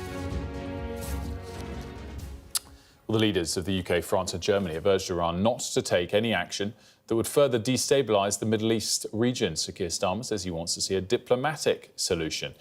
Well, let's speak to the former British ambassador to Iran, Sir Simon Gass, who joins us now. Firstly, Ambassador, thanks for joining us. And I guess first question is, how do you expect in the short term Iran to respond? It's hard for them, I presume, to immediately come to the negotiating table. Well, that's right. I think the first thing that we're going to have to see is what is Iran's response to the US strikes on its nuclear facilities. There are many ways in which Iran could try to raise the stakes. You've talked about the oil price and the effect of potentially the Iranians trying to disrupt oil traffic through the Persian Gulf.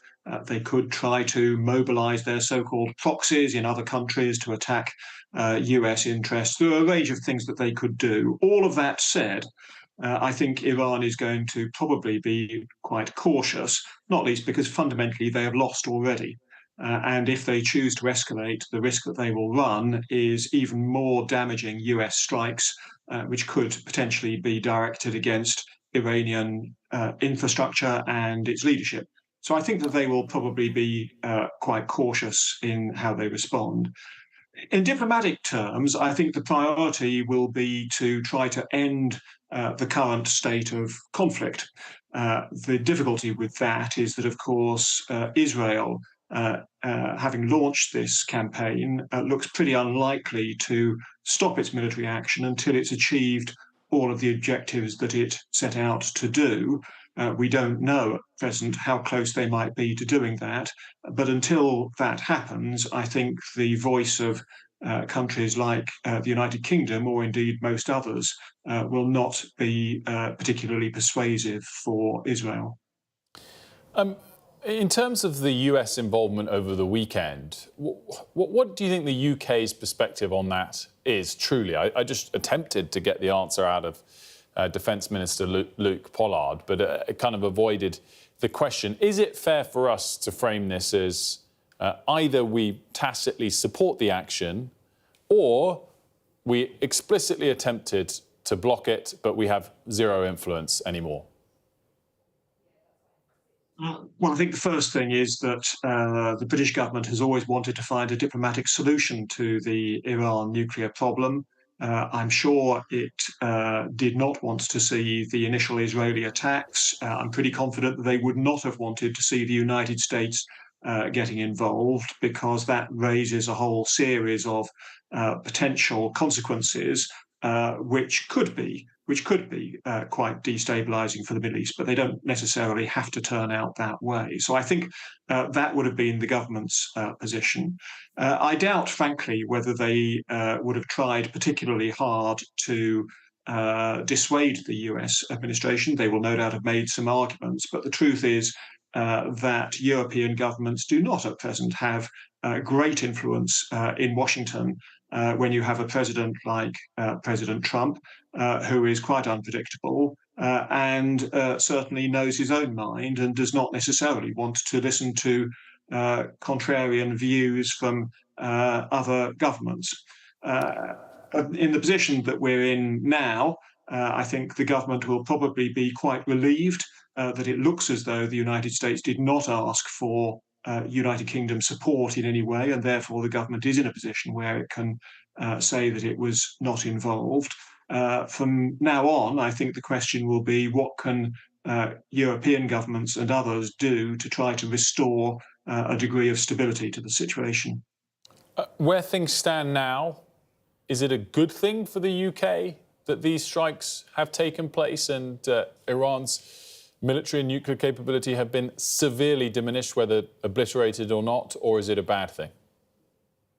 I don't think we can reduce it to either a good thing or a bad thing. What we can say is that it appears, although the battle damage assessments are still, we understand, being worked out, it appears to have very substantially degraded Iran's nuclear program, and that has to be a good thing. Nobody wanted to see Iran acquiring a nuclear weapon or getting close to it. What we don't know is what the consequences may be in terms of escalation. So I think we're going to have to wait for a considerable period of time before we know for sure what the results of all of this have been, not only in terms of the nuclear program, but in terms of stability of the Middle East. Sir Simon, thanks so much for joining us. Very much appreciated. Former ambassador, of course, to Iran, to discuss his views and also the views of the Defence Minister, Luke Pollard. Mari and Deborah are both back. Deborah, just quickly on what the ambassador was saying there. I sort of thought a relatively not optimistic tone, perhaps less pessimistic than it could have been tone in terms of what might unfold in the next couple of days from what he was saying. Well, of course, and Sir Simon Gass, I mean, he was in an instrumental position when the JCPOA, which was this nuclear deal signed by Iran and Western powers and also Russia and China. And so for him, it must be incredibly personal to see the unravelling of that deal under the first Donald Trump administration and now military action taken against Iran. I think, though, that the situation, the calculations have changed fundamentally now compared to the first Trump presidency, and that is because of Israel's actions against Iran's proxies in the region and against Iran itself. It means that the Iranian regime's ability to respond with overwhelming military force, which was always the threat that had made previous American administrations blink when it came to supporting Israeli action. The fear that Hezbollah, for example, in Lebanon would just launch and unleash a barrage of missiles, not just against Israel, but against US, British, allied interests across the region. That's, of course, now gone. And so because that calculation has changed, it means the ability to predict what happens next hasn't been long thought through, frankly, because the circumstances have only changed in the last year.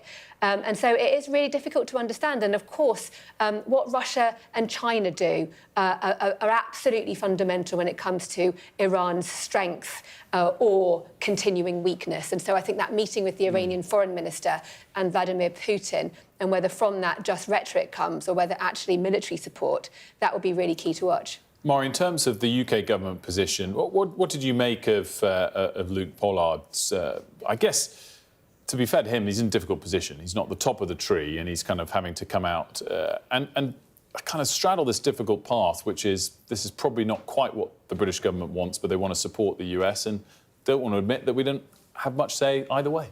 Exactly that, yeah. So Luke Pollard really kind of slavishly taking the lines to take this morning, being so careful about what he says and basically not answering your question, irrespective of how many times you ask him, which is he didn't want to say those words, we support this military action.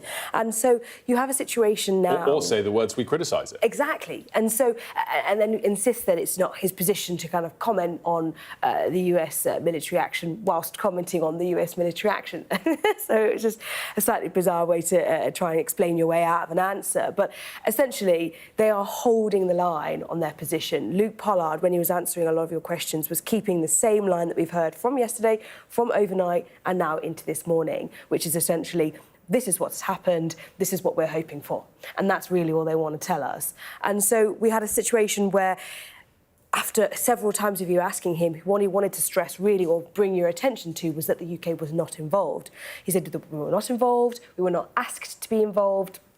And as the ambassador was explaining, former ambassador was explaining, that perhaps there is a level of relief in government that request never came. They didn't have to make that call. They didn't have to look into whether that would be possible legally and all the kind of implications that it might come with. And I think Deborah was really clearly outlining that for now they might be, breathing a sigh of relief, but this is far from over, and therefore our involvement or possible involvement is still not necessarily quite clear-cut. One of the things, Deborah, we were talking about at the top of the hour was, of course, that the US didn't need us to be involved, and they displayed their extraordinary military capability over the weekend. Tell us about your huge scoop ahead of this NATO gathering, which is, it's almost an unbelievable number, which I guess is part of the problem, whether people will believe we get there. But you're able to report that you think at the NATO summit, what exactly will happen? Well, I can't take credit for this scoop. It's Katie Scholes, our security and defence producer, who got the core information, which is now being very widely reported, and that is at this NATO summit this week. You've got the leaders, Donald Trump, Keir Starmer, all 32 leaders of the alliance will be meeting in The Hague, and there were meetings over the weekend with ambassadors, NATO ambassadors, and they agreed to this new target for NATO defence spending. Of course, defence spending here in the UK, a really hot topic. And they are going to sign up to increasing defence spending and related areas, that could be infrastructure, cyber, things like that, security-related things, to 5% of GDP by 2035, which is up from 2% on core defence spending now. And that's going to be split between 3.5% on core military defence, which is actually a big jump for the UK. It will be a significant jump. And then 1.5% of GDP on these other areas. Now, Spain has been the country that's been most reluctant to sign up to this, and it seems as though, according to reports, that there's been a bit of a fudge taking place in terms of the wording of the agreement, which is allowing the Spanish Prime Minister to say that his country won't need to comply. Whether that goes down well with Donald Trump or not, though, that remains to be seen, and clearly you can have a bit of friction maybe this week when they all meet. Really fascinating stuff, and my apologies to Katie and credit to her on the scoop. Of course, you could also spin it to say at least Spain's being honest, because Mari and I were discussing earlier, it remains to be seen whether the rest of the pack will get to 5%. A huge, huge task for the Chancellor and other finance ministers. But really, although many would say not enough, frankly, given the threats. Well, fine, but that's the defence reporter speaking. And way too long. I mean, we need Ed Conway to join us to tell us how hard it will be to get to 5%. But it's a sort of mini snapshot of the arguments around the cabinet table. Exactly. We should do that. It's your next podcast. Gather the political editors, so the economics editors, the press editors. Yeah, exactly. That would be good. Just because of seeing the dynamics of the newsroom unfold. Guys, great stuff. As always, thanks so much, Mari and Deborah. We're going to have a quick break here on The Breakfast Show. When we come back, we'll have much more on all of the day's top stories. And we're going to speak to a member of the protest group Palestine Action. Of course, they face being designated as a terror group this week in Parliament.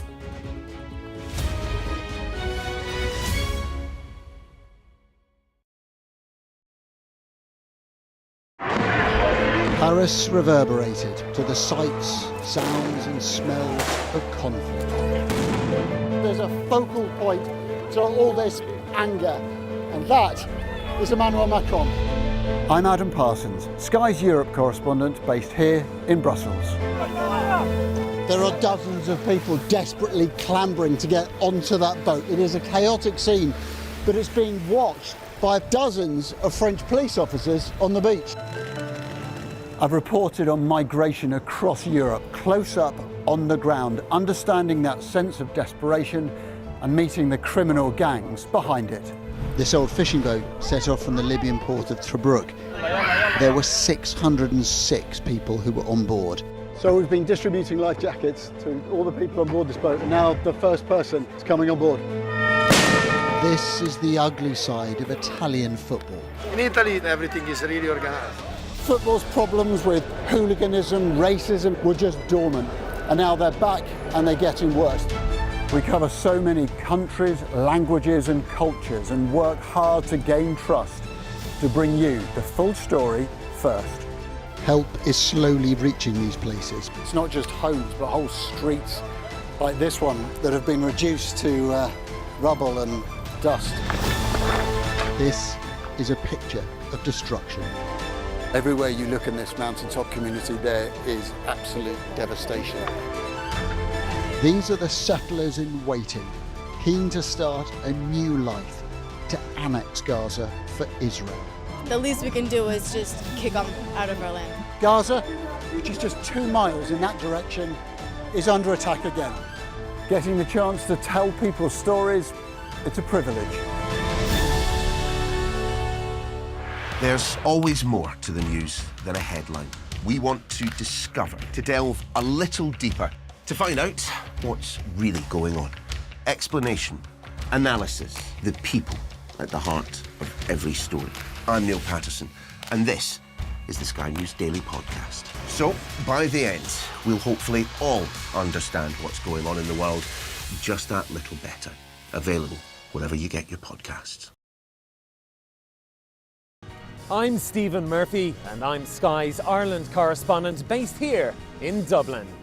The waters of Ireland and Britain should be home to great white sharks. If there are great white sharks in this area, there's no reason they wouldn't come here to feed. It's basically a buffet on a beach. This could be not only a record-breaking storm, but potentially the most dangerous storm ever to hit Ireland.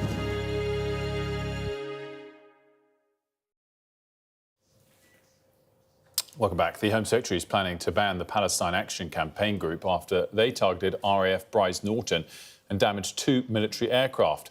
The government's expected to make a statement to MPs this afternoon.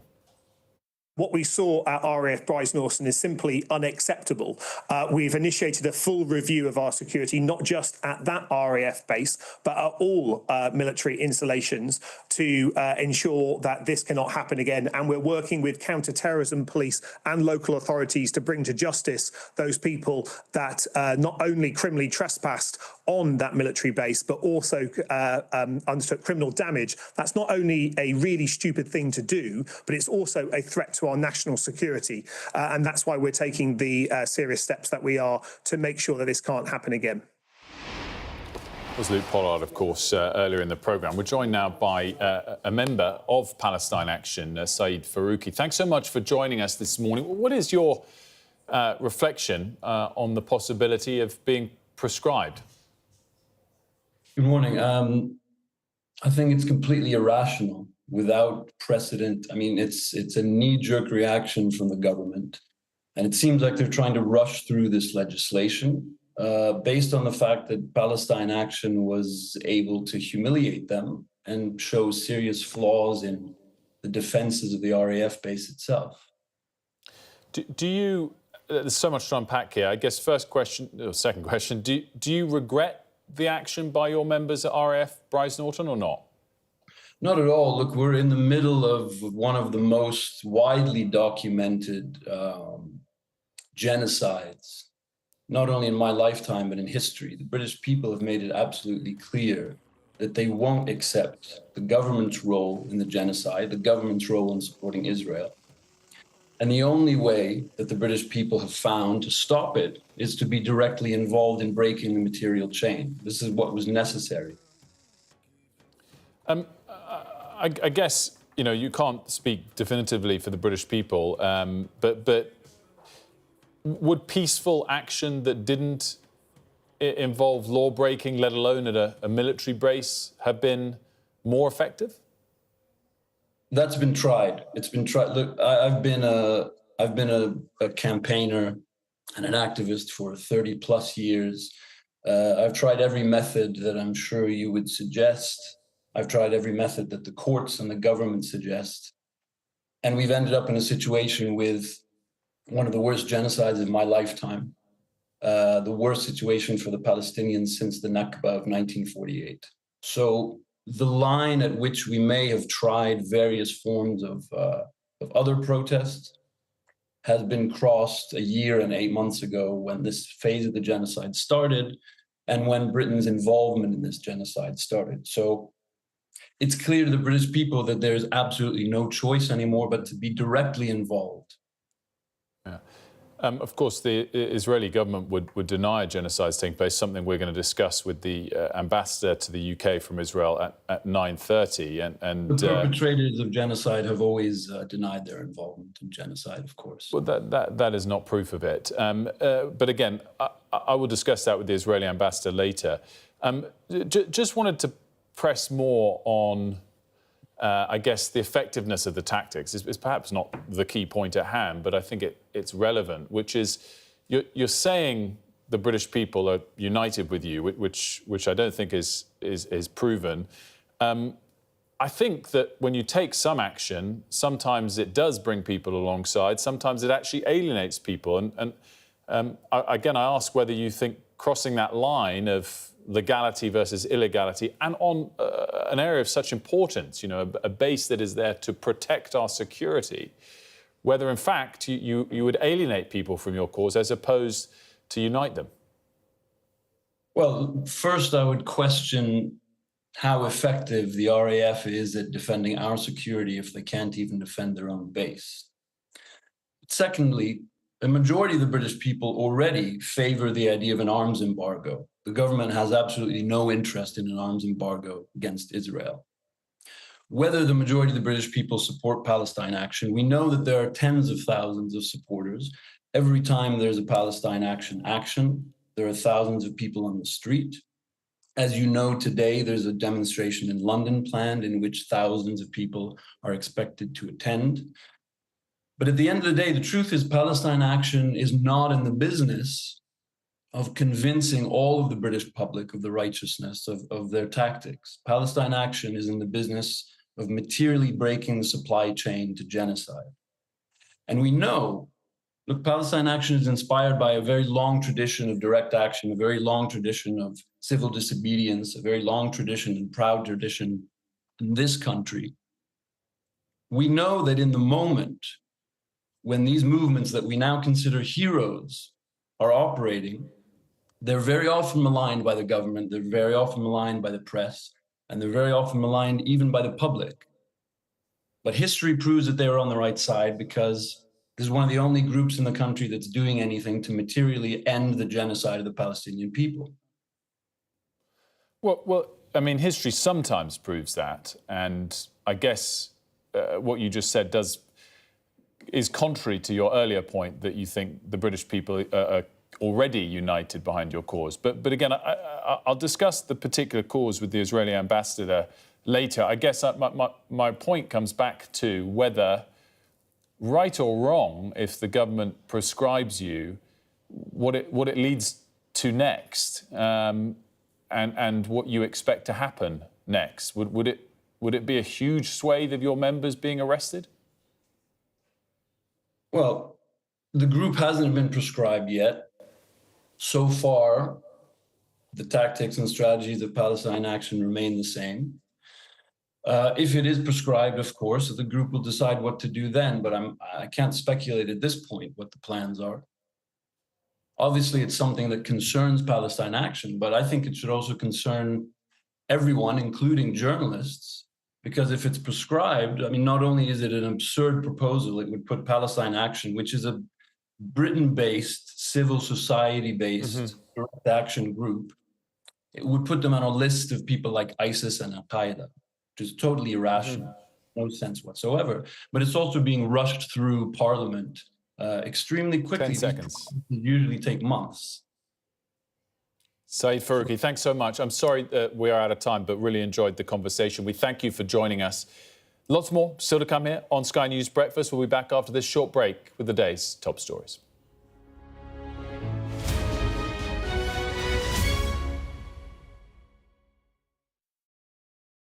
We're rolling. Welcome to the world. Our new podcast, starting now. It's very exciting. Every week, we'll be reporting from the world's trouble spots. We get to hold those in positions of power accountable, and we get to ask the questions that the audience, the listeners, want to know about. And that's why it is so important that people tune in, come along for the road, come along for the journey. It'll be fun.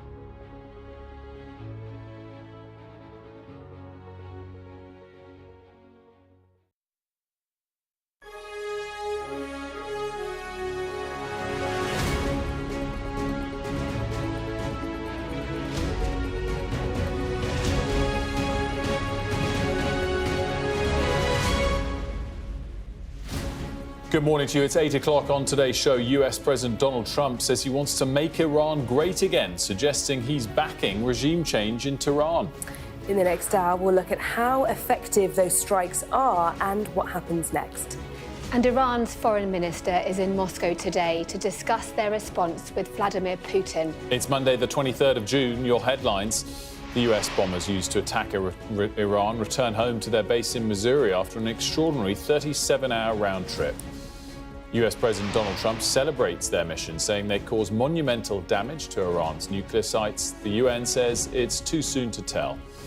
Markets watch nervously amidst fears of a surge in oil prices after Iran's parliament votes to close a key shipping route. Also ahead, the NHS begins the rollout of weight loss jabs to patients in England.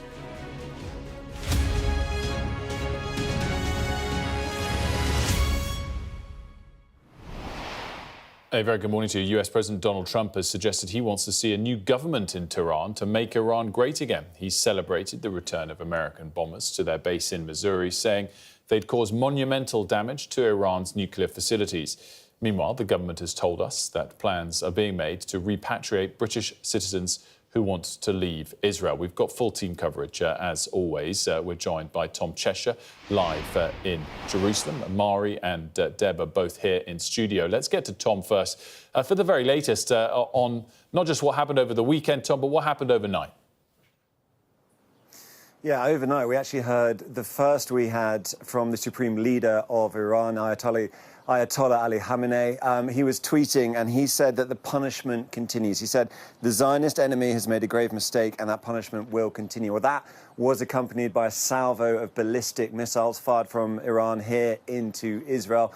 We received those alerts around 3 in the morning. Sirens went off in Tel Aviv, but that missile appears to have been intercepted. And in the meantime, the Israeli Air Force continues to hit Iran today. It's been targeting launcher infrastructure, it says. So although we are still waiting on that response to that US strike, that monumental US strike, this war is still raging and is still being fought very, very bitterly. In terms of what comes next, well, we don't know quite yet. As you mentioned, Donald Trump there talking about regime change, even if perhaps he was, sort of discussing the idea, but it flies in the face of what his officials were saying. You had J.D. Vance saying this isn't a war with Iran, it's a war with its nuclear program. I don't know if Iran will appreciate that distinction necessarily, but you also had Pete Hegseth, the defense secretary, saying the same thing. This isn't about regime change. He said that specifically. Donald Trump has said something different. We are still awaiting that response from Iran. I suspect they are still calibrating it. The leadership is in a lot of trouble. It's lost a lot of key leaders, and the supreme leader himself in hiding, and his life has been threatened at various points over this. But we are still waiting for that Iranian response and whether it will be matching America or an escalation and what happens after that. Tom Cheshire, thanks so much for that. Deb, in terms of what the Iranian next step might be, I guess a lot depends on whether they've got big allies still to rely on.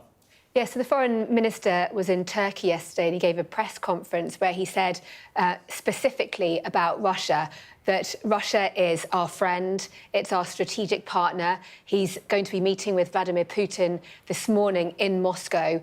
He says that they're going to have serious consultations and that they will be coordinating their position. Iran, you'll remember, provided key support to Russia for Russia's war in Ukraine with those Shahed drones in particular, but also ballistic missiles and a lot of ammunition. And they will likely be hoping that Russia will return the favour. But Russia has limited capacity to do that, given the war in Ukraine. And Iran itself has limited capability and capacity to retaliate in the way that it once could when it had that network of proxies in the region that have been systematically degraded by Israel over the course of the last year and a half. Mari, in terms of what the latest government position is on all of this, on one level, I have great respect for the fact that the government minister came on this morning because he couldn't say that much, and I think we should commend that they still come out. But equally, it kind of didn't give us much. Yeah, and it's really difficult because Luke Pollard was clearly a bit uncomfortable with the line of questioning because he didn't have authorization to say how he felt about the US strikes on Iran. So he wasn't saying he agreed with it, he wasn't saying he condemned it. And so he spent the entire interview basically just trying to say neither of those things. And the difficulty was, no matter how many times you asked him, because he was kind of stonewalling the question, it then ended up making him look perhaps slightly uncomfortable and to an extent slightly frustrated. And at one point saying, you know, it's not my job to be commenting on these US military action in Iran, which is exactly what he was doing. So it was slightly bizarre. But in terms of the UK and the US relationship, the last thing we've heard is Donald Trump's call with Prime Minister Keir Starmer over last night. And the readout we got said something very similar to really what Luke Pollard has been saying this morning. So they are trying to hold the line, really, when it comes to the government line. Let's have a quick listen to Luke Pollard. Well, we're working very closely with the Israeli government to understand what airspace restrictions exist and how we can work within those restrictions to remove our people. It's not only our military personnel that is a top priority for keeping safe in the region. We know that there are thousands of British nationals in the region, in Israel and the occupied Palestinian territories. And for that reason, that we are looking at methods to support their extraction for those individuals that want to be able to leave. Land routes are available, but we know that's not possible for everybody. And so that's why the Foreign Office are looking at air routes. But clearly, the situation there is very difficult. The airspace is contested with missiles flying in the air. That clearly poses a risk to any evacuation aircraft. And for that reason, we're seeking to deconflict with that military action to ensure that we will be able to get our people out via planes at the right time. It's fascinating, Deb, because on one side, we wouldn't get the answer to say if we do or don't support it. On the other side, it does suggest either way that whatever Keir Starmer had tried to say to President Trump over the course of the last couple of days probably wasn't listened to. Yeah, it does feel that the UK is increasingly irrelevant when it comes to this international crisis, which is extraordinary and something that would be unthinkable even sort of 10, 15 years ago. And I think it's not just the UK, it's the Europeans as a whole. You'll remember on Friday, the UK, France, Germany foreign ministers all met with Iran's foreign minister, trying to stick to this diplomatic path. All the while, like Donald Trump had already made the decision to bomb Iran. So it really is a reflection of this shifting of power balances and the degradation, let's face it, of Europe's defences and ability to have the military strength to support the values and the objectives that they have for their own national interest. Just quickly, in terms of what happens, the scale of this next, a lot depends as well on what actually the US's aims are. If it's regime change, then we're probably not all done and said, right? Well, regime change very rarely ends well in the Middle East, let's face it. And it is very unclear that Donald Trump was elected on a promise to end wars, not to start forever wars, as he called Iraq and Afghanistan. However, he's even without regime change, he set himself an almost impossible goal of absolutely obliterating Iran's ability to make nuclear weapons. Tehran has always denied that intention in the first place, but the nuclear knowledge is in that country. You can't just bomb it to obliteration. And so how they're going to achieve that goal, that could take a long time too. All right, Deb and Tom, thanks all for that. Let's have a quick snapshot on what markets are doing in reaction to this. And relatively muted is really the headline. Asian markets were down about 1% at the open, but as you can see, sort of flat now for Japan and Australia and higher for Hong Kong and Shanghai. Oil prices are higher. Again, relatively muted. You could have expected a much sharper jump in oil prices, but only up 1.4%. But worth noting through the month of June, of course, which has been captured by the Israeli action in Iran, oil prices are up over 20%. So a significant rise in recent weeks in oil prices, even if today, in reaction to the weekend's latest chapter of this Middle East conflict, only sees a further 1% increase.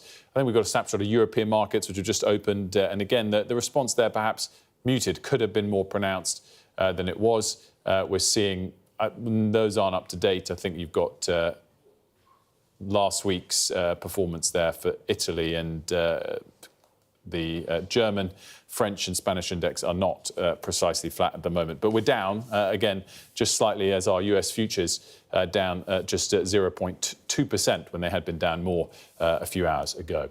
Right, let's get you up to speed on some of today's other stories now. At least 5 people have been killed in Russian attacks in Ukraine overnight and over a dozen people injured. A Russian drone and missile attack hit a 5-story apartment building in the capital, Kiev, according to the Interior Minister. Ukraine's president, meanwhile, President Zelensky, is expected to travel to the UK later today. Some live pictures for you there. The UK and its NATO allies have agreed to increase spending on defence to 5% of GDP by 2035, according to sources with knowledge of the deal. Sky News has been told that ambassadors of all 32 alliance member states signed off on the new spending pledge ahead of a summit of leaders at The Hague on Tuesday.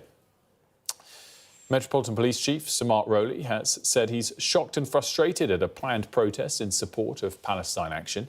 The government will today inform Parliament about moves to proscribe the group under the Terrorism Act after activists vandalised 2 planes at RAF Brize Norton last week. The move would make it a criminal offence to belong to or invite support for the group. Palestine Action member Saeed Farouqi said they did not regret the protest and disputed the move from government. I think it's completely irrational, without precedent. I mean, it's a knee-jerk reaction from the government. And it seems like they're trying to rush through this legislation based on the fact that Palestine Action was able to humiliate them and show serious flaws in the defenses of the RAF base itself. Cutting electricity costs for 7,000 energy-intensive businesses will be a key part of the government's 10-year industrial strategy to be unveiled today. From 2027, manufacturing firms would be exempt from paying green levies on their energy bills, cutting costs by up to 25%. Manufacturers have previously warned that crippling power costs are far higher for UK businesses than competitors overseas. Kirsty Coventry will formally take over as the president of the International Olympics Committee today, the first woman to ever hold the office. The former Olympic swimmer and Zimbabwean politician was elected in March and will take over from Thomas Bach at the ceremony in Lausanne later this morning.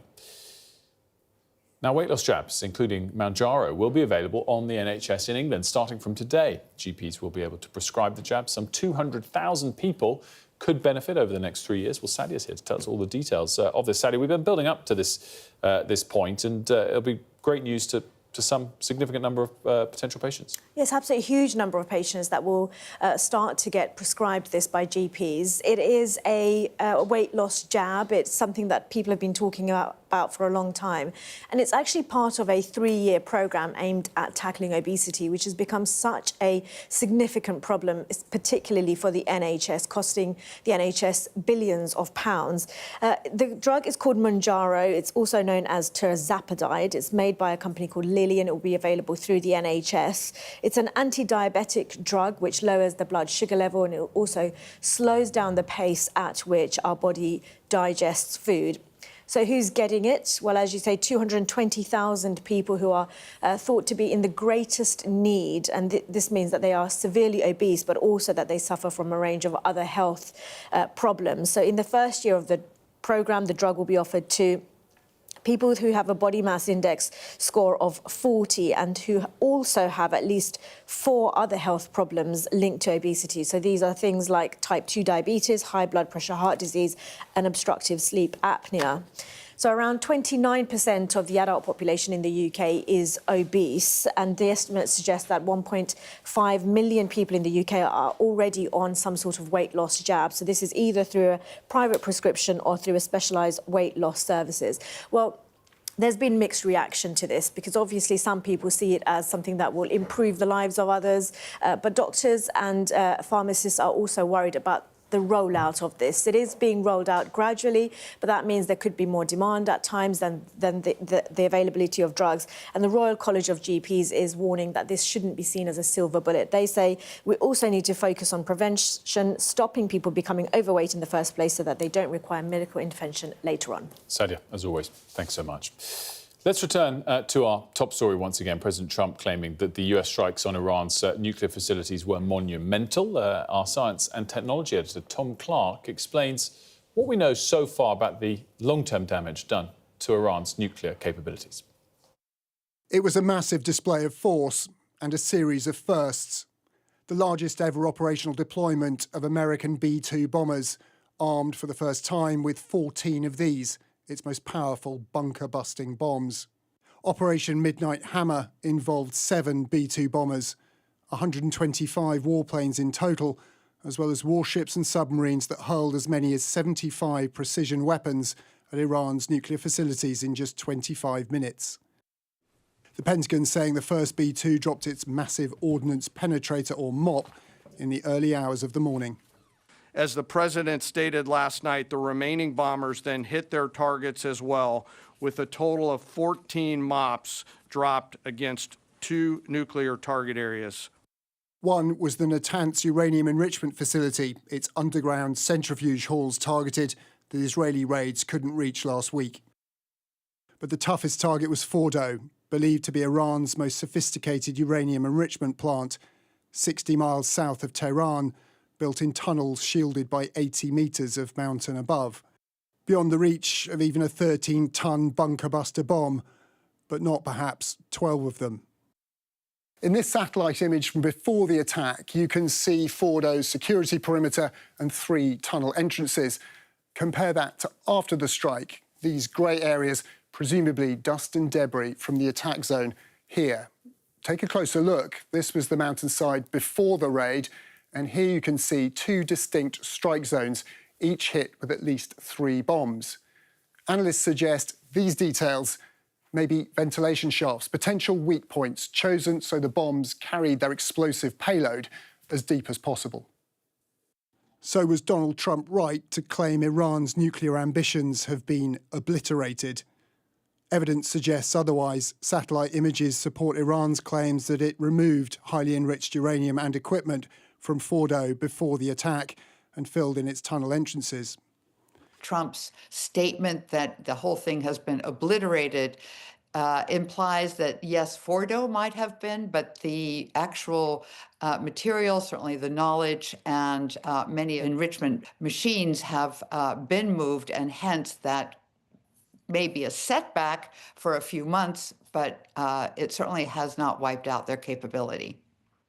The real impact on Iran's nuclear ambitions won't be known until the dust from this assault has settled. And given the number of bombs America just dropped, that could be some time. Tom Clark, Sky News.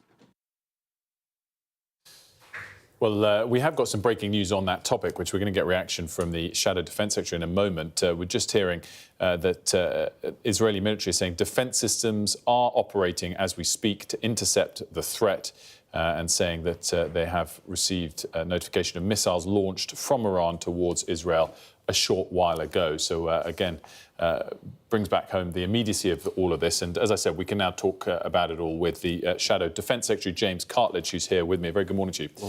Morning. Had a discussion with Luke Pollard from the Defence Ministry an hour ago. I'll start with where I started with him. Does the Conservative Party, do you support or are you disappointed by the action that the US took over the weekend? Support. Explain why. Well, actually, as I said last week, I think on your show, that we took the view that, in principle, because of the nature of the threat of Iran obtaining nuclear weapons, if the US and Israel felt on the basis of the intelligence that they needed to launch decisive action, we would support it. And I stand by that. If you look at the assessment of what's happened, it's too early to say whether really the nuclear capability has been obliterated? Well, I think it's certainly too early for us to make detailed judgment. We're not obviously privy to the intelligence, as it were. I think you can see some open source, and obviously the president has used his unique language to describe what's happened. I think we all know the potential of these weapons that were dropped and built in many ways for this sort of situation, so they will have had significant impact. But yes, too early to say definitively exactly what impact it's had on Iran's ability to enrich. Can you understand the government's position of not being as forthright as you are today to say that you support it, that perhaps it's something that's easier for you to say in opposition than in government? Is that fair? No, I don't agree with that. I mean, to be fair, if you look at what the Prime Minister said, he was clear that he sees the threat of Iran having nuclear weapons. I think the point is many other politicians, many other countries have said they don't want that outcome. But many have said, well, it has to be diplomacy. But you reach a point of saying, what if that doesn't deliver that outcome? So, none of us want to see military action. In many ways, it's a last resort. But for us, it's always been clear. Kemi Badenoch has said this right from the outset. We don't want Iran to have nuclear weapons. If you really feel that, and given how serious the threat is, ultimately, you have to be prepared to take military action. But it seems to me that the arguments in favour of military action, give or take, probably have existed for quite some time. And the trigger of the action in the short term is really two things. Weakness of Iranian positions so that the attacks would be more successful, and Israel forcing the West's hands. I mean, in that sense, that's not really a legitimate explanation in the short term for why we as a nation, or the US as an allied nation, should take the action. Is that fair? Well, whether it's a legal argument, if one was to say that, if your goal is to denude Iran of this capacity and you think you can do it with relatively, low side effect in terms of civilian casualties or whatever, then that's not an unreasonable argument, but it's not the primary one. The primary one must be about self-defence. That's the legal argument in terms of Israel. And I think we did see, to be fair, recently a report from the Atomic Energy Inspector saying that the level of enrichment was very high, way beyond what they would expect from a non-publicly nuclear-armed state, as it were. So I think there is that factor. But let's be honest, we sitting here do not know what the exact intelligence would have said. I take the view, we've seen the impact with our own eyes of what Iran is capable of. I make the point repeatedly that, in the Red Sea, when the Houthis were attacking, they attacked our own navy with missiles and drones. These would have been supplied by Iran. And my view is that a country prepared to do that, if it was to get hold of nuclear weapons, it's such a terrible outcome that we have to be prepared to take this action. But just on that point, and then we'll move on in terms of what the UK government is and isn't saying at this moment. You're saying for the UK, for example, to either support this action or have been involved themselves, we have to be directly threatened in order for that to be the position. And if you and I aren't specifically up to speed on the precise details of the intelligence, maybe it's fair to say Israel was, maybe it's fair to say the US was. But if we weren't, and the intelligence doesn't say that, presumably it's fair to say that the government here shouldn't have been involved until that moment is met. I don't agree, because, look, I'm not a, if you like, expert in international law. I do understand that legal arguments about self-defence and the imminence of threat and so on, but ultimately you do have to make these judgments in the round about your ultimate public interest. I think from a UK point of view, the threat of Iran obtaining nuclear weapons is a threat to us, but also to our allies. And to your question, I think it's actually specifically the case in international law that it can be coming to the defence of an ally, not just a direct threat to yourself. So I think when you consider the intensity of the nature of the threat to Israel, which is an ally of the United Kingdom, where the regime have threatened to wipe them off the face of the earth, that is a key factor. But also the United States is our closest military ally. So we support our allies in this because the threat is one that is shared with ourselves. It may be most intense for Israel, but I referred to what happened in the Red Sea. We see this as a threat to the United Kingdom. Does it make you uncomfortable to see the suggestion over the last 12 to 16 hours from President Trump on his social media that regime change might be a goal here, or is that a legitimate goal? Well, that's certainly something I haven't spoken about, or Kemi Badenoch or other Conservatives for that matter. Our focus has been on the threat, the nuclear weapons programme. It's not for me to comment on anything the President has said. That's his policy. But that's the same defence that Luke Pollard used, which is it's relevant to our country, so it's relevant to ask you your view. I mean, if regime change has ever been the goal, would that make this action illegal?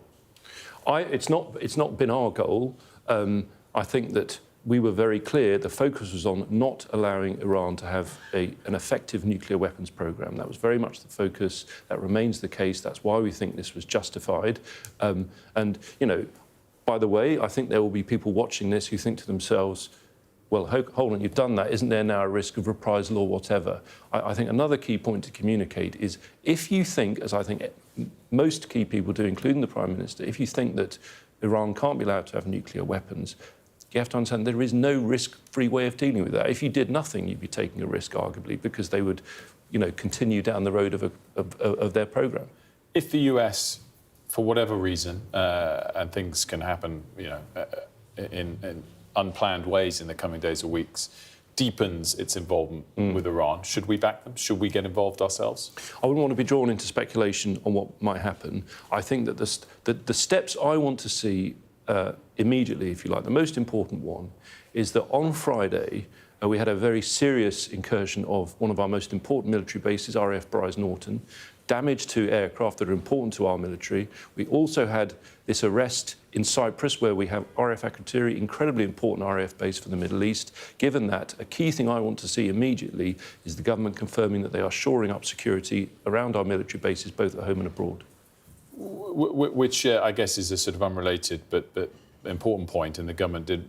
Well, just because you asked about, if you like, what steps could be taken next. For me, that is the critical one. Yeah, that's interesting. Just let's round off on that point. No one underestimates the significance of the fact that a base here was able to be broken into so easily. Is it right to use terrorism laws to respond to that rather than the rest of the legal structure? They clearly broke in. It's a military base. It's embarrassing for us. There's no doubt about that. But is it right to prescribe them? I agree with that. I think it's very serious indeed. It's not just the sabotage, which is... So you agree, you think they should be prescribed? Yes, I do. I think that just the seriousness of this is, remember what happened recently.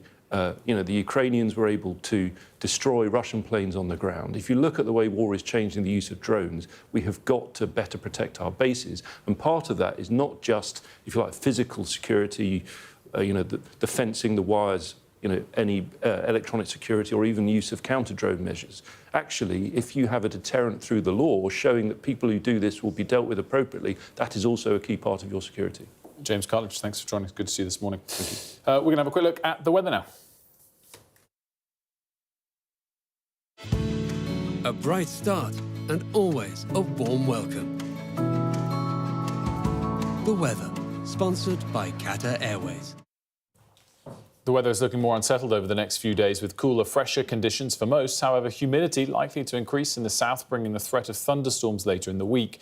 This morning, rain over the far north of Scotland will move through the Northern Isles before clearing away into the North Sea. There'll be showers for Western Scotland, Northern Ireland and northwestern England. Elsewhere, it'll be a dry, bright start to the day with some good sunny spells in the south. Temperatures will be close to average for the time of the year, but it will still be warm in the south, with a daytime high of 23 Celsius and 73 Fahrenheit. A bright start and always a warm welcome. Qatar Airways sponsors the weather. So to come here on The Breakfast Show, we'll be talking to Sam and Anne about all of the week's politics.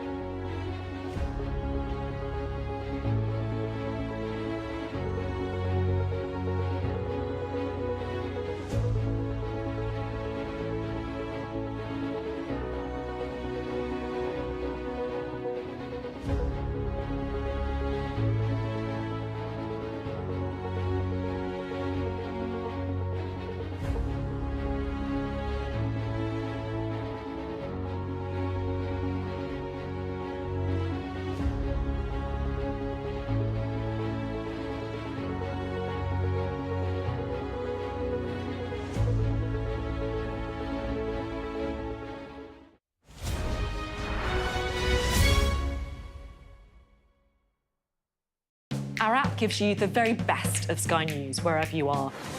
Breaking news, videos and analysis. Evidence of the crisis. Podcasts, watching us live. Live here from Washington. Wherever you get your podcast. All in one place. And all at just the touch of a screen.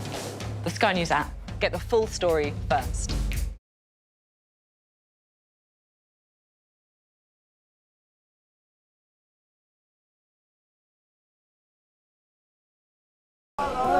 Turkey is burying its dead. Whole families died in this collapse. Generations wiped out. I'm Siobhan Robbins, Sky's Europe correspondent based here in Berlin. This is just a small sample of the deadly arsenal taken off the streets. Anyone could say, I'll do that, and then have to go and shoot someone. Yes. Sky News, get the full story first.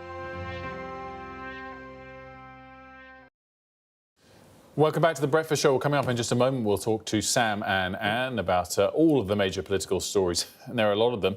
But first, let's just remind you of the top stories this hour. US President Donald Trump has suggested in a social media post that he wants to see regime change in Iran. It follows US strikes on the country's nuclear program, which President Trump claimed hit the bullseye. Defense Minister Luke Pollard told this program he wanted to see a diplomatic solution to the conflict. The government also told this program that they're working with the Israeli government to arrange flights out of Israel to bring British nationals out of harm's way once the airspace is opened. There's also fears about rising oil prices after Iran's parliament voted to shut the Strait of Hormuz, a major shipping route in the Middle East.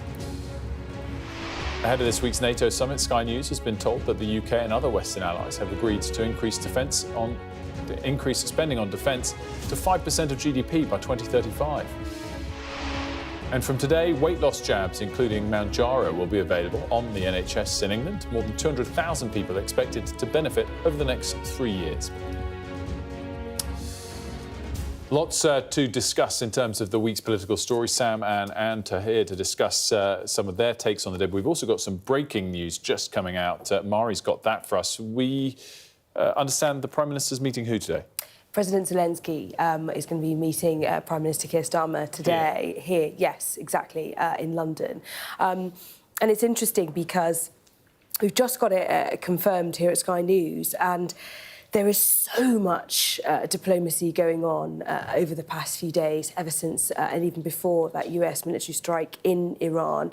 Let's not forget the war in Ukraine is still going on, and Zelensky, as a leader, will inevitably be perhaps slightly concerned about the kind of gaze shifting, perhaps slightly away from the war in Ukraine over to the Middle East, perhaps in terms of a sense of urgency, let's say. So what will be really interesting will be to see once that meeting has taken place and we get a bit more of a kind of clearer picture and a readout from it, exactly what's discussed and perhaps how Zelensky still feels supported or perhaps not as supported by the UK and its allies in that war, while nonetheless Keir Starmer is fighting fires over on a different front at the same time. Well, it allows us to broaden the discussion with both Sam and Mari in terms of, I guess, Sam, to pick things up, the level of influence that the UK government has, whether it comes to Ukraine, which we've had lots of discussions on over weeks and months, but or the Middle East. What's your assessment, Sam, on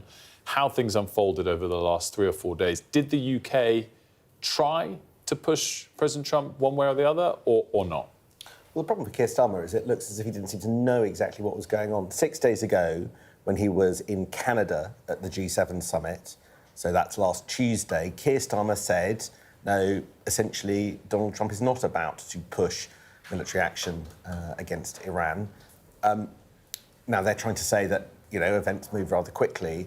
But the problem is that the German leader, Merz, did say that Trump was about to push for military action in Iran at exactly the same time. So Keir Starmer seems able to listen to Donald Trump and hear something completely different, both from his German counterpart and, bluntly, to what the US president appeared to be saying he would do.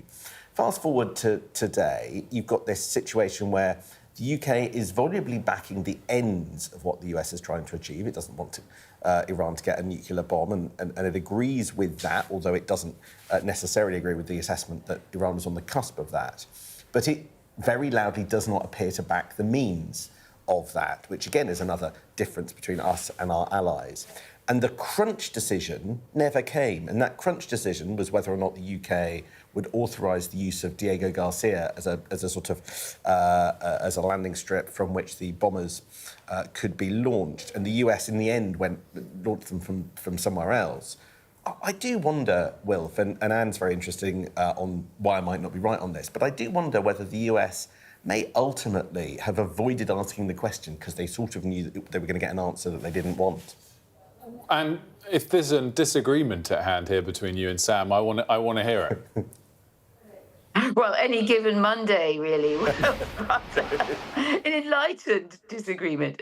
I suppose my logic on this is that they didn't particularly need to use Diego Garcia, that throws open, as Sam was pointing out, you would have to ask that operational control remains with the UK for that base. They didn't need it. They may well absolutely need it in future because the logistics and refueling possibilities are obviously going to get more constrained if there is escalation. So I wonder if it was less the kid gloves towards this would be very difficult for the Prime Minister in the UK kind of calculation, because we've seen with Donald Trump in the last week that he often doesn't really wait for much permission or consultation with allies. He just expects them to go along with it. We would probably have had to go along with it. It would be a major breach for the UK if it didn't, but that would certainly have caused problems for the Labour government and its legal advice that it should only get involved to a degree that is defensive. So just my surmise is that what was going on a bit behind closed doors here is they didn't particularly need to do it, but it's not off the table as a future problem that could return among many others surrounding this conflict as it grows and spreads, that is going to draw in Keir Starmer in the UK. Sam, is there division of opinion within government and I guess even within the smaller group that one guesses is involved with this? It's probably the Prime Minister, probably Peter Mandelson, probably David Lammy. Are they divided on what's right or wrong here?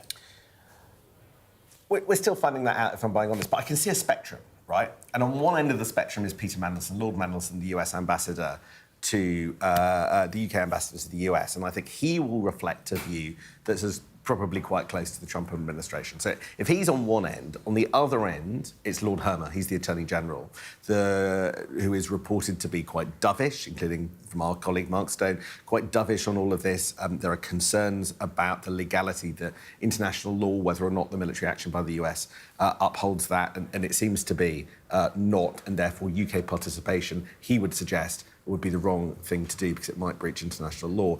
Keir Starmer's somewhere in the middle. I suppose I got this a bit wrong last week. Last week, I thought that if asked to choose between Lord Mandelson and Lord Hermer, he would choose Lord Mandelson. But it appears that so far we haven't seen an authorisation of any UK involvement, and they aren't. And clearly, ministers do not want to answer that question, probably for fear that refusal often offends, and so are sidestepping it. So maybe he is actually closer to Hermer than to Mandelson in all of this. Or maybe he managed to get President Trump not to ask him the question yet, which is, I guess, another possibility. Mari, just snapshot for us the difference in position from Luke Pollard and James Cartledge this morning, and whether that's a principled difference. Is there a kind of public opinion gap to play on for the Conservatives there, or is this sort of too contentious a topic for it to be playing politics? I think a cynical mind would say nothing's too controversial to be playing politics, but I think the Conservatives are they're in a position where they're in opposition, so they have a freedom that the government would never have to be able to be a bit clearer and perhaps more decisive on their view. So they've come out very clearly and said they support the US military action in Iran, and they want everybody to know about it. They want really everyone to try and see a difference between their position and the Labour position. They want the Labour position to be appearing kind of muddy and confused and a bit of this and a bit of that, and they want to show, actually, look, we're pretty straight down the line with this. Nigel Farage has actually done the same. He came out and said the Reform UK position is we support the US in this. And so they are hoping that perhaps that will create a bit of a divide between their position and Labour's position, and that those who are perhaps a bit more sceptical about Iran or the Iranian regime might then look to them as perhaps a voice of wisdom, as it were, on this, in comparison to the Labour position. The difficulty is Labour's in government, and therefore they have to be much more careful about what they say. But also, Labour are grappling with different factions of their own party, some of which will be incredibly uncomfortable with the possibility of military action in the Middle East. And snapshot for us the views around Europe. I mean, amazing, obviously, timing that we just had the G7. We're about to have NATO, so maybe we'll get more meat on the bones for this coming up. But is the position similar in Paris and Berlin, where maybe they just don't want to speak up and express a view either way, and indeed their view perhaps isn't that relevant? I think in Paris, what you say so far has been largely the case. You usually know when you're going to hear from President Macron, because he tends to arrive with a big trumpet and a clarion call. Sometimes he can change his mind, as he did to a degree, on how much road he was prepared to extend to Vladimir Putin over Ukraine. Now, Germany, is completely different. There, Friedrich Merz, the new chancellor, Sam referenced when at the top of this conversation, basically got very convinced when he spoke with Donald Trump, who'd been rather Trump skeptic in his early days in office, but he is an extremely strong supporter of Israel. That is his genuinely held position, as well as that the German government has to have sort of pro forma for obvious historical reasons to do with the Third Reich. But really, Merz has gone out there and said, good on Israel for this. He said, doing the dirty work, this was his rather controversial quote, for the rest of us, that Iran needed to be brought to its knees as a rogue nuclear power. So no, Germany is really quite far out there. That is an unusual constellation if you think back to something like the Iraq crisis, where Germany was always very cautious under Angela Merkel about international military involvement. Of course, it was the Brits who were going along their side saddle with the US on that one. So I think this really has room to roll out. I do notice that in the statements that the UK has made towards Israel, there seems to be, David Lammy is trying to signal there, the Foreign Secretary, understanding that of the perturbation and the threat that Iran poses through this nuclear program to Israel. But when you go across, as we've described in the transatlantic conversation, we seem to be much more emphasizing, playing two ends of the piano, if you like. The other end of the piano is de-escalation. We support de-escalation. So there is a risk, and I don't think this is only a Conservative talking point, of a kind of Keir model emerging, in which one statement doesn't seem to entirely cohere with another. But my guess is that the British government thinks, well, this is going to play out pretty soon in the next days. They will keep their powder dry for when they have to actually decide which is the real tune, as opposed to these slightly. So they're not completely paradoxical, but they just feel like they're for different audiences at the moment. So, Sam, I'm interested the extent to which either this provides, I mean, again, being kind of cynical, and political opportunity to get other stories out, or whether it provides something that you and I have talked about many, many times, the opportunity for the Chancellor or the Prime Minister to come out and say the world has changed, so our rules or our plans need to change. And again, I say this in light of reporting from Sky News that we might be about to pledge 5% of GDP on defence spending, albeit by 2035. Is this something for the government to use to say, financially, the rules have changed? OK, there's quite a lot there to unpick. Could Rachel Reeves use this moment to unpick her fiscal rules, or at least excuse the fact that she's going to have to break them and maybe raise taxes? I think the latter is bluntly more likely. It is a great cover to be able to do some unpalatable things that she probably is going to have to do anyway. So I think that's what I think. So raising taxes, it becomes easier politically because of unpredictable global events by the time we come to the autumn budget. 5% on defence, right, up to a point, Lord Copper. And I would urge anybody who is interested in this story to read it properly. Actually, what that commitment is 3.5% on defence and 1.5% on other things. And those other things, frankly, are things that countries like Germany probably were going to do anyway. So, and we at the UK already wrap in things like pensions to our, 2.5, 2.75, we get. So it's not quite as much as it sounds, and it's a long way off. So I don't think that is going to trouble the fiscal calculations at the moment. Is there bandwidth for anything else in government? Well, there's a huge moment going on outside of this in government today. That's the industrial strategy. You're barely going to hear it. Well, we'll cover it here on Sky News, but like, will people be properly listening?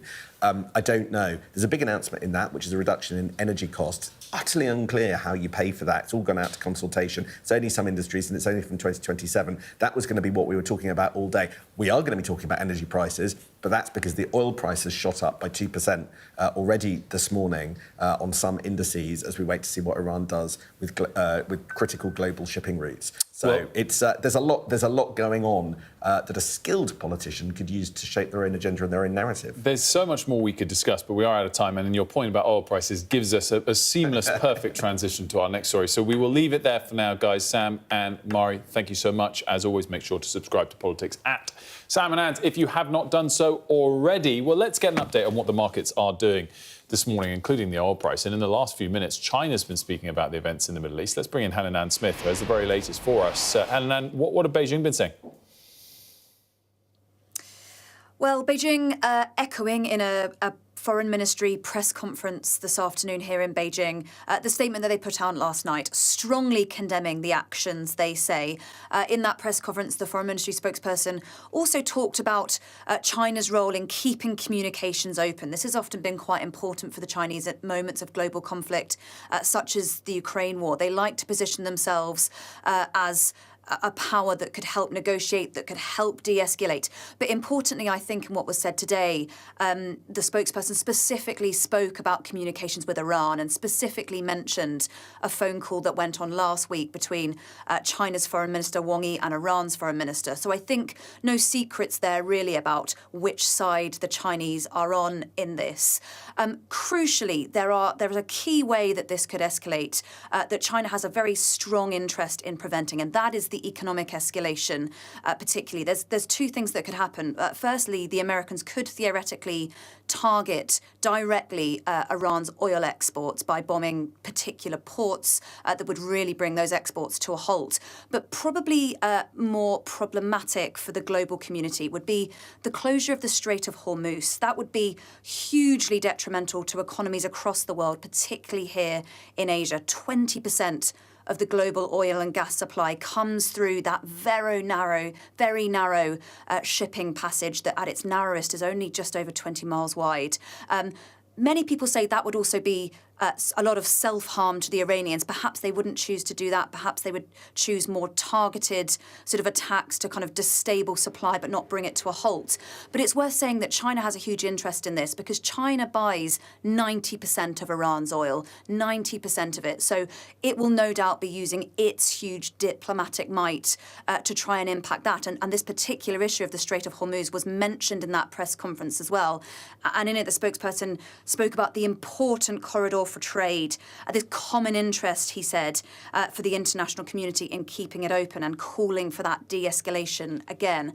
So look, China has big economic interests in the sort of prevention of de-escalation here, but it has political interests too, because there are many ways in which the events of the last 48 hours or so really play into this narrative that China, along with its ally Russia, have been spending many years trying to perpetrate, and that is that America is not the good actor in the world, that if other countries want to look to a stable superpower, they should look east.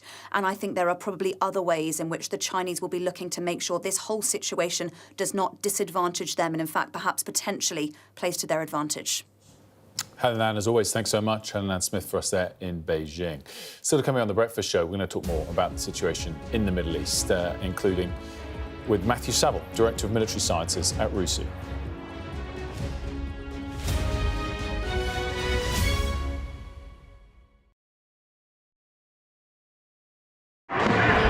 Paris reverberated to the sights, sounds and smells of conflict.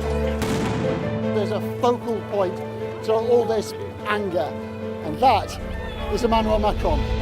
I'm Adam Parsons, Sky's Europe correspondent based here in Brussels. There are dozens of people desperately clambering to get onto that boat. It is a chaotic scene, but it's being watched by dozens of French police officers on the beach. I've reported on migration across Europe, close up on the ground, understanding that sense of desperation and meeting the criminal gangs behind it. This old fishing boat set off from the Libyan port of Tobruk. There were 606 people who were on board. So we've been distributing life jackets to all the people on board this boat, and now the first person is coming on board. This is the ugly side of Italian football. In Italy, everything is really organized. Football's problems with hooliganism, racism were just dormant, and now they're back and they're getting worse. We cover so many countries, languages and cultures and work hard to gain trust to bring you the full story first. Help is slowly reaching these places. It's not just homes, but whole streets like this one that have been reduced to rubble and dust. This is a picture of destruction. Everywhere you look in this mountaintop community, there is absolute devastation. These are the settlers in waiting, keen to start a new life, to annex Gaza for Israel. The least we can do is just kick them out of our land. Gaza, which is just 2 miles in that direction, is under attack again. Getting the chance to tell people's stories, it's a privilege. There's always more to the news than a headline. We want to discover, to delve a little deeper, to find out what's really going on. Explanation, analysis, the people at the heart of every story.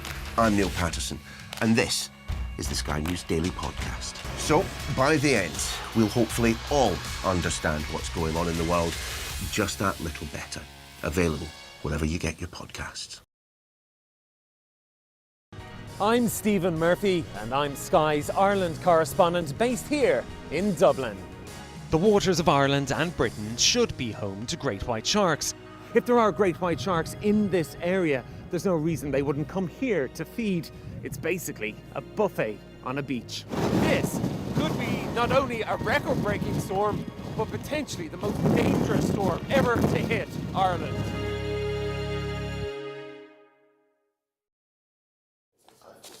Welcome back. Well, we've got some breaking news just crossing on the situation in Israel. Media there reporting that a possible missile has impacted in the Ashdod area. That's in southern Israel. Also hearing via Reuters reporting based on local reports that loud thuds have been heard again in and around Jerusalem. So the situation, of course, continues to develop. Let's discuss it now with Matthew Saville. He's a Director of Military Sciences at the Royal United Services Institute, a defence and security think tank. Our Deborah Haynes is here with us as well.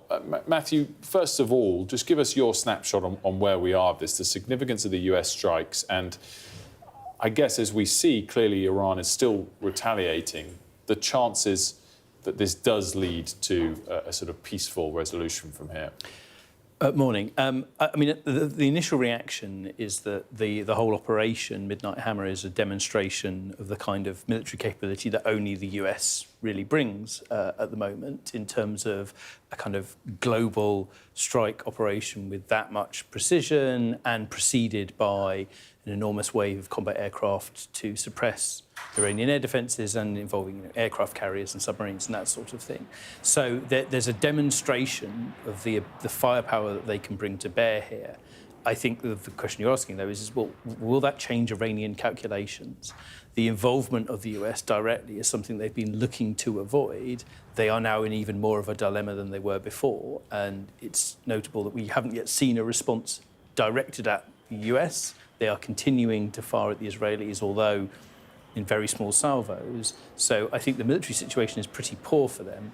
And a lot of this will depend on, does the regime think they can gamble with a response that won't result in the US toppling them? Matthew, in your assessment, could the Iranian regime easily hit a US or British asset for that matter, or are they not in fact able to? So their ballistic missile stockpile, it sounds like it's been severely depleted, and we're all kind of guessing at how big it is, but in terms of what the IDF has said about destroying launchers as well as missiles, you could see the salvos diminishing.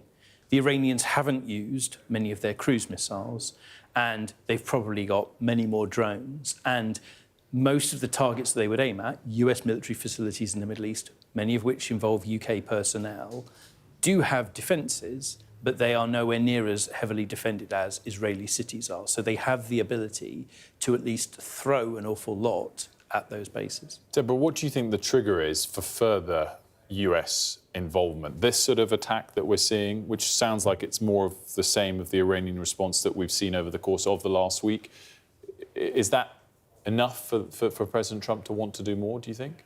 Well, they've shaped their Operation Midnight Hammer around the intent of obliterating the Iranian nuclear program, and it's nobody that I've spoken to believes that they can do that from this one, albeit significant, strike alone. And so, if that is the intent, then they, either if Israel can't manage to achieve that with its military action, then presumably the Americans would need to do more. The trigger, though, in the immediate term for further American military forces striking against Iran would be a retaliatory response by the Iranians, which most people anticipate will happen. But clearly, like you've said, the Iranians are biding their time and choosing what to do.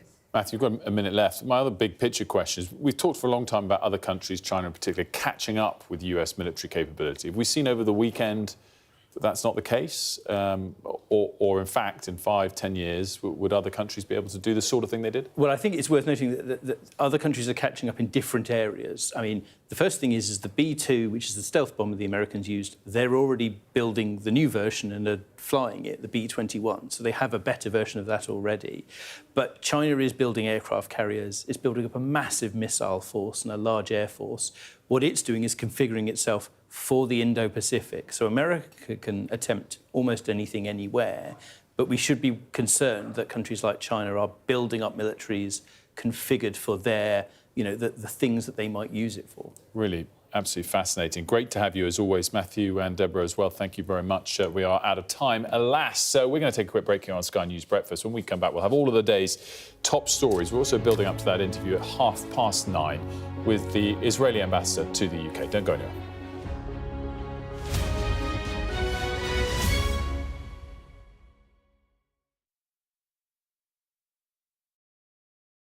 We're rolling.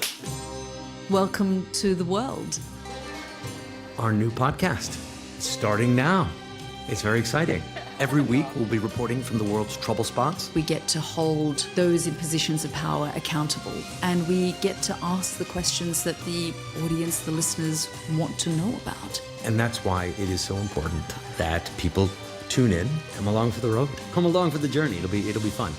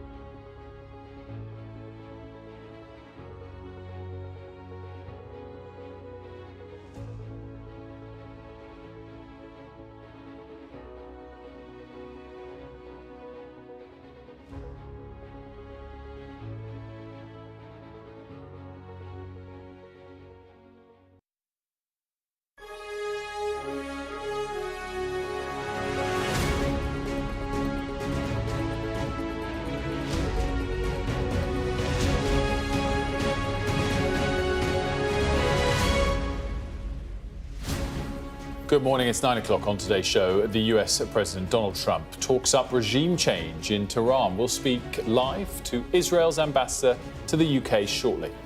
Iran's foreign minister will meet Vladimir Putin in Moscow. We'll look at the role Russia might play in this conflict. And we've just learnt that Ukraine's President Zelensky is here in the UK and will meet with the Prime Minister later today. It is Monday, the 23rd of June. Your headlines: the US bombers used to attack Iran return home to their base in Missouri after an extraordinary 37-hour round trip. US President Donald Trump celebrates their mission, saying they caused monumental damage to Iran's nuclear sites. The UN says it's too soon to tell. Also ahead, at least 5 people are killed in Russian strikes on Kiev. President Zelensky is here in the UK. And the NHS begins the rollout of weight loss jabs to patients in England and Wales.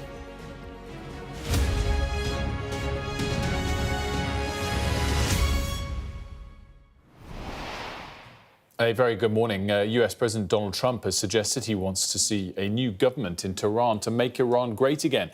He celebrated the return of American bombers to their base in Missouri, saying they caused monumental damage to Iran's nuclear facilities.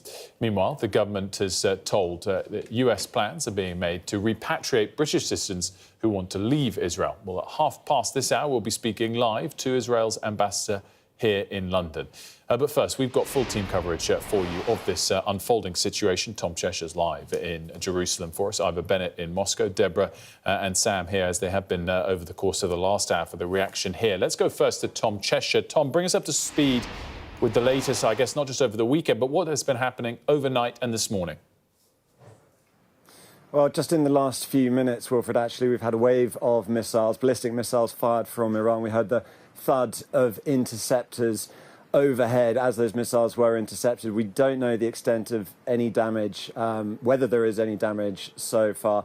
But clearly this is continuing. There was an alert last night to another wave of ballistic missiles. We actually heard from the supreme leader of Iran for the first time since that stunning US strike on Iranian nuclear infrastructure. He said that the punishment would continue, but he was referring to the Zionist regime. So speaking out Israel, perhaps including the US, but certainly not singling America out. So it seems like that response to that US strike, it hasn't been decided yet, and that level of retaliation. Now, American officials, including the Vice President, J.D. Vance, the Defense Secretary, Pete Hegseth, they were very keen to say this wasn't about war with Iran. It was a war on Iran's nuclear program, as J.D. Vance said it, and this wasn't about regime change specifically. But then we had Donald Trump posting on social media saying, well, maybe there will be regime change. There's been a lot of back and forth, a lot of guessing about intentions, and that strike, of course, was a huge surprise. But mixed messaging comes from the US, and that may influence Iran's reaction. We haven't had that specific reaction yet, that retaliation yet to come.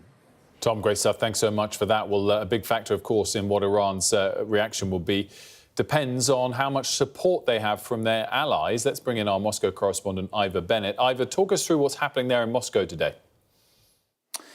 Yeah, all eyes diplomatically, at least today, are going to be on Moscow, where this is a meeting between Iran's Foreign Minister Abbas Araghchi and Vladimir Putin. Russia and Iran have very close ties, of course. They signed this strategic partnership deal in January. And the question being asked is, of course, how will Moscow support Tehran in all this? If Araghchi is hoping for military support from Vladimir Putin, though, I think he's going to be disappointed, because all of Russia's resources and attention right now are focused on Ukraine, and they don't want to be dragged into another conflict. And more than that, they're also pursuing warmer ties with the US, of course, and those would be jeopardized if they start helping out their ally in Iran. On the other hand, though, they're very wary of things progressing towards regime change there. They lost an important strategic ally in Syria when the Bashar al-Assad regime fell in December. They don't want the same thing to happen here. So they are working very hard to find a diplomatic solution to all this, working behind the scenes to talk everyone down. And they're uniquely placed to do that because, as well as these strong ties with Iran, they've got historical warm relations with Israel. And then there's this budding personal relationship between Vladimir Putin and Donald Trump. So I think Putin today will be trying to play peacemaker. He knows that Tehran has to respond, but he will hope to persuade them, I think, to limit that response to a symbolic one and hope that everyone then can draw a line underneath all of this. Ivor, great stuff. Thanks very much for that. Well, as I said, Sam and Deborah here in studio with me. Sam, talk us through your sort of assessment of the UK government position on all of this, what they have and haven't said, and who's listening. The government is really walking a tightrope today. It's basically saying it backs the ends, stopping Iran having a nuclear missile. So it appears they differ on the assessment of just how close Iran was to achieving that goal. But it does not appear to back the means. David Lammy, quite upfront this morning, he's saying this is not the UK's conflict. We did not take part in it.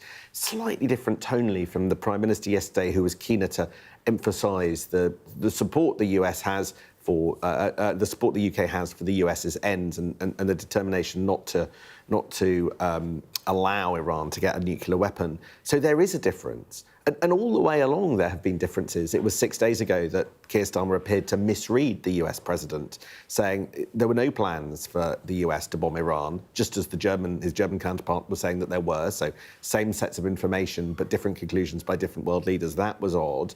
There was no requirement for the US to ask the UK to use Diego Garcia, which may have prompted a rejection from the UK. We don't know, but that awkward diplomatic moment avoided. I think the tanker's potentially refuelling in midair in order to avoid some of that diplomatic awkwardness.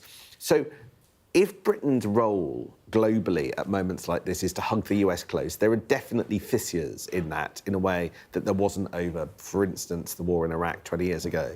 So that is interesting. We'll hear a lot from David Lammy today, 3:30 probably. It'll be him up in the Commons to talk about what's going on. He's played a pretty pivotal role, David Lammy has, meeting American counterparts last week, then flying to Geneva to hold face-to-face talks with the Iranians themselves.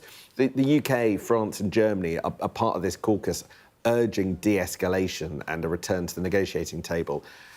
It's hard to see anybody particularly being keen to negotiate, though, just so few hours after the bombs fell. It's interesting to have I mean, it's one way you could say, and not trying to be blunt about this, David Lammy has played a pivotal role. On another level, has his role been totally irrelevant?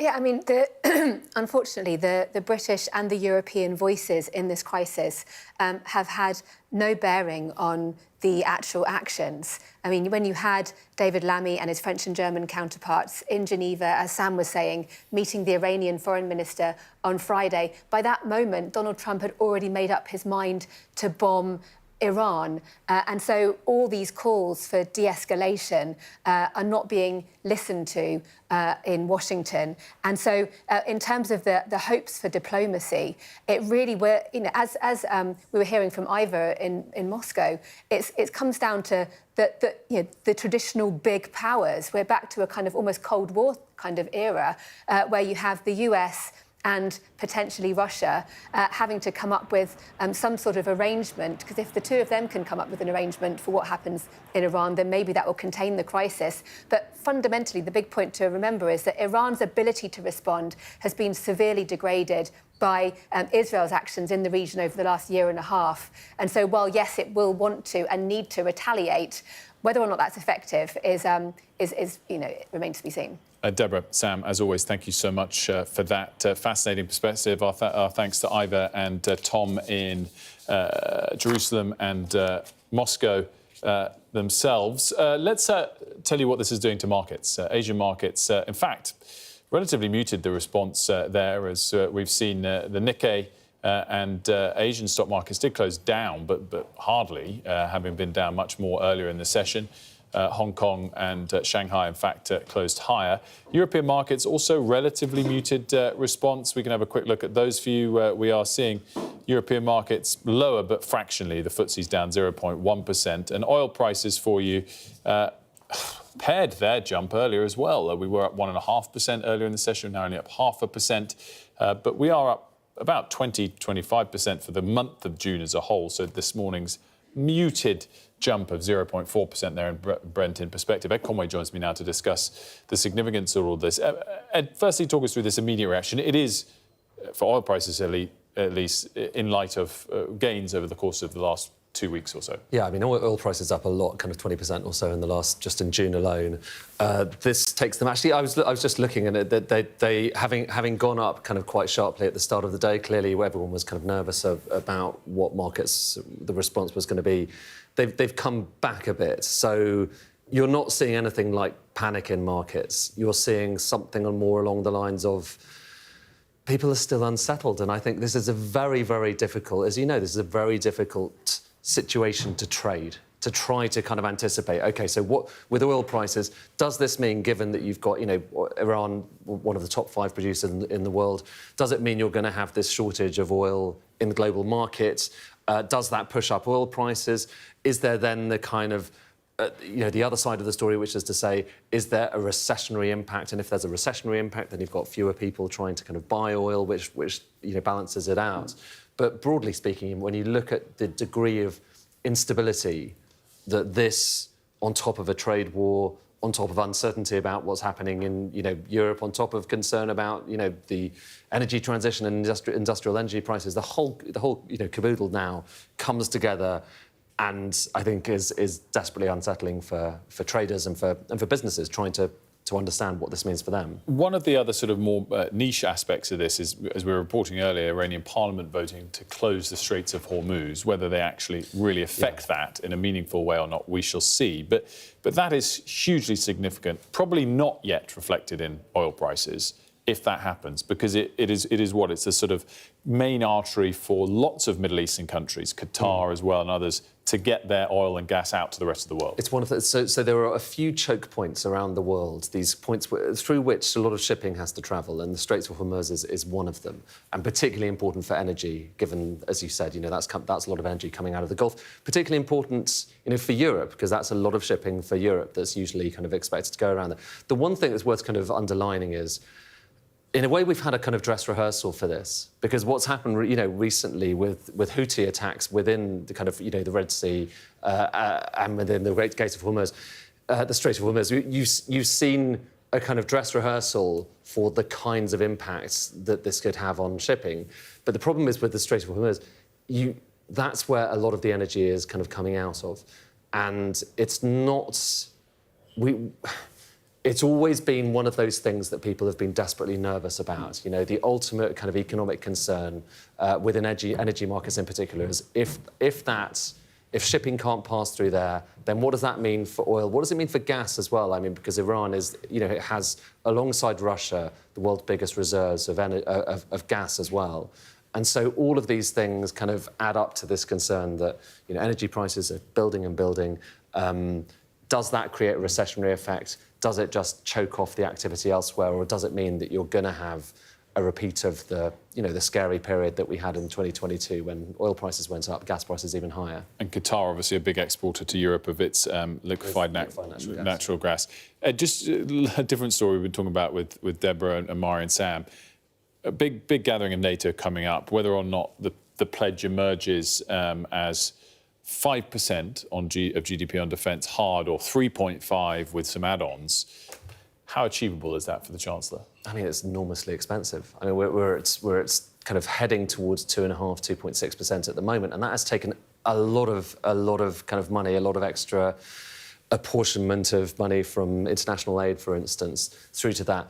You wouldn't be able to achieve 5% without a massive change in either the fiscal rules, or more taxation, or, you know, some big, you know, we just had the spending review just a couple of weeks ago, less than 2 weeks ago. You'd have to throw out a lot of those plans completely. So 5% is very difficult. It's worth just underlining, you know, when it comes to that contribution the UK makes at the moment, it's not as high as NATO would like. But the proportion of kind of equipment, if you kind of break it down, because that 2.5% actually includes a lot of other stuff that people might think that doesn't have much to do with actual military capacity, things like pensions. If you break it down to things like, you know, equipment purchases, the UK actually one of the biggest, but the US obviously is way ahead of everyone else. And what this comes back to again is, you know, here we are with the US having intervened. That was the complete game changer on this conflict that's going on right now. And that doesn't look like it's changing anytime soon. Ed, as always, thanks so much. Ed Conway with us there to discuss the market's impact, economic impact of the situation in the Middle East. Right, let's bring up to speed on some other stories. Well, the UK and its NATO allies have agreed, as we just mentioned, to increase spending on defence to 5% of GDP by 2035, according to sources with knowledge of the deal. Sky News has been told ambassadors of all 32 alliance member states signed off on new spending ahead of a summit of leaders at The Hague on Tuesday. The government will today inform Parliament about moves to proscribe the group Palestine Action under the Terrorism Act after activists vandalised 2 planes at RAF Brize Norton last week. The move would make it a criminal offence to belong to or invite support for the group. One member of the group, Saeed Farouki, told this programme earlier that they didn't regret the protest. I think it's completely irrational, without precedent. I mean, it's a knee-jerk reaction from the government. And it seems like they're trying to rush through this legislation based on the fact that Palestine Action was able to humiliate them and show serious flaws in the defences of the RAF base itself. Cutting electricity costs for 7,000 energy-intensive businesses will be a key part of the government's 10-year industrial strategy to be unveiled today. From 2027, manufacturing firms will be exempt from paying green levies on their energy bills, cutting costs by up to 25%. Manufacturers have previously warned crippling power costs are far higher for UK businesses than competitors overseas. Ukraine's President Volodymyr Zelensky is travelling to the UK today to hold talks with Prime Minister Sir Keir Starmer. These are live pictures from Kiev, where at least 5 people were killed in Russian attacks overnight and over a dozen people injured. Mari's here with us. Mari, we just learned of this, in the last hour or so, that this meeting is taking place in London today. Yeah, absolutely. And this is really going to be a moment for Starmer to, first of all, reiterate and remind Zelensky that we are still backing Ukraine. We haven't forgotten about Ukraine. Zelensky and the Ukrainians could be forgiven for being perhaps slightly nervous that their conflict and their plight has been put slightly on the back burner because of what we've been seeing unfolding in the Middle East between Israel, Iran, and now the US involved as well. And so I think it will be an opportunity not only for that reassurance from the UK's side to Zelensky, but also, realistically, there's going to be discussions about how the UK can or should be potentially helping or facilitating Ukraine. We saw an announcement only last week of further sanctions on Russians from the G7 and from European allies, and they've said that they don't rule out going further if necessary. And so the question is, will we see anything where perhaps the UK government kind of tries to double down on that, tries to put even more pressure on the Russian economy and the Russian administration? And as Deborah was outlining earlier, you've got a situation where Russia is fighting this war on its own front, while nonetheless is potentially now looking at what's happening in the Middle East and whether they might need to provide assistance or any kind of intervention, considering that they are allied with Iran as well. So it's a fast-moving situation in lots of different parts of the world, and it's a really, really difficult situation for Keir Starmer when there isn't necessarily the popularity to embroil the UK in another Middle Eastern conflict, but nonetheless finding a way to support and show support for the US, but not too much support. It's this perfect little balance, and then trying to keep Zelensky reassured as well. It's really difficult for the Prime Minister this morning. Incredibly hard. Mari, great stuff as always. Thank you very much. We're going to have a quick look at the weather. Breathtaking views with clear skies ahead. The weather, sponsored by Qatar Airways. The weather's looking more unsettled over the next few days, with cooler, fresher conditions for most. However, humidity is likely to increase in the south, bringing the threat of thunderstorms later in the week. This morning, rain over the far north of Scotland will move through the Northern Isles before clearing away into the North Sea. There'll be showers for western Scotland, Northern Ireland and northwestern England. Elsewhere, it'll be a dry, bright start to the day with some good sunny spells in the south. Temperatures will be close to average for the time of year, but it will still be warm in the south with a daytime high of 23 Celsius, 73 Fahrenheit. Breathtaking views with clear skies ahead. Qatar Airways sponsors the weather. Still to come here on The Breakfast Show, where we're going to be talking about weight loss drugs being available on the NHS from today.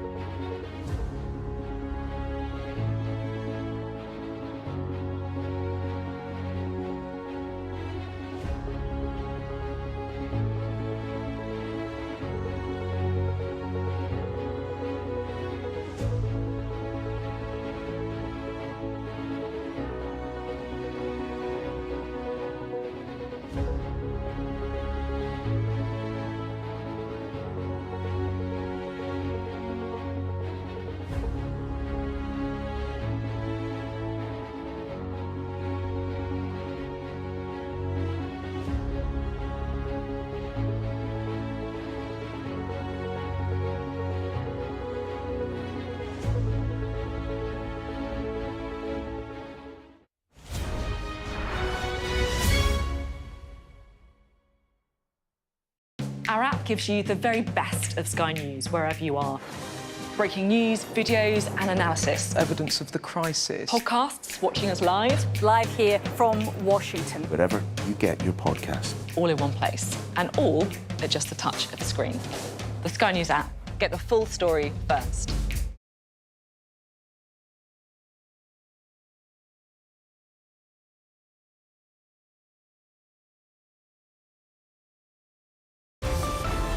Staying connected is vital for business.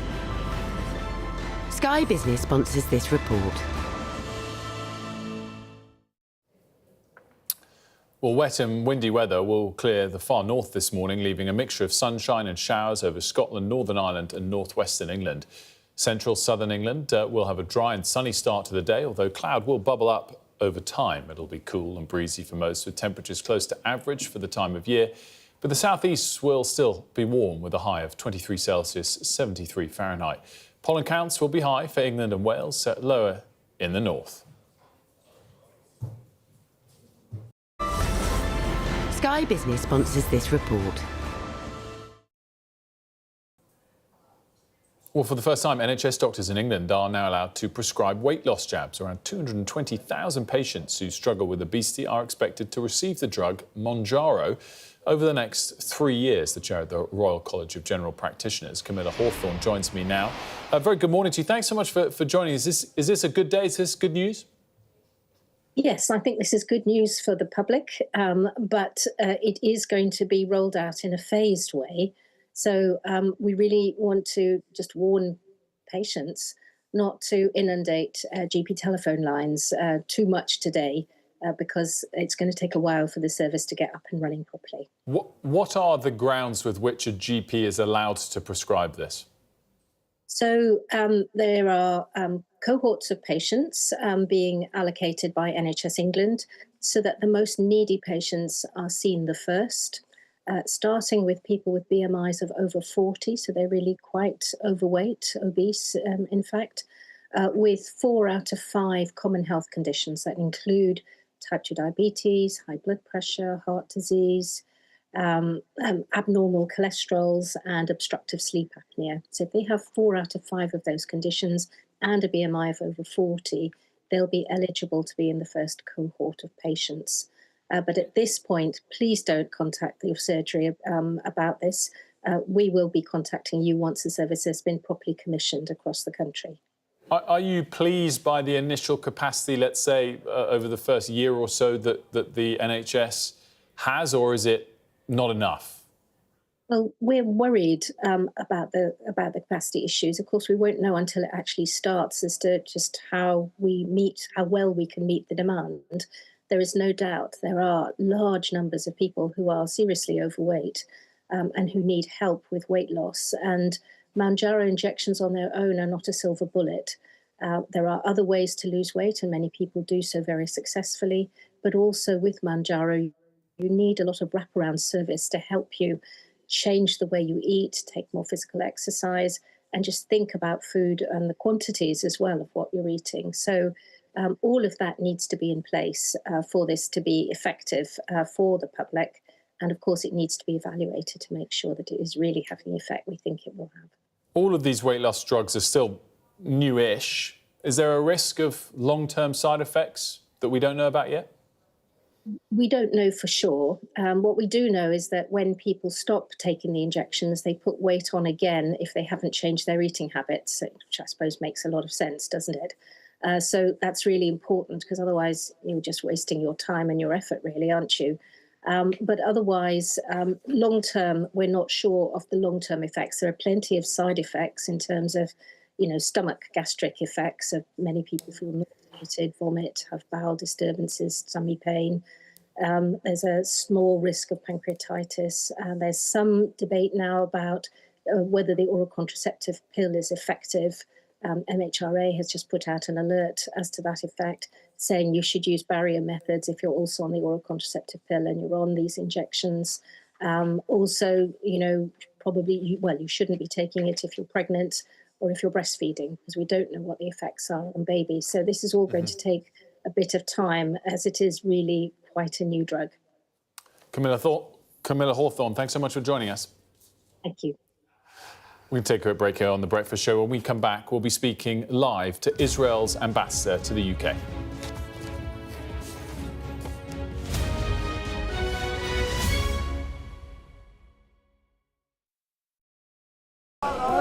Turkey is burying its dead. Whole families died in this collapse. Generations wiped out. I'm Siobhan Robbins, Sky's Europe correspondent based here in Berlin. This is just a small sample of the deadly arsenal taken off the streets. Anyone should say, I'll do that, and then have to go and shoot someone. Yes. Sky News, get the full story first.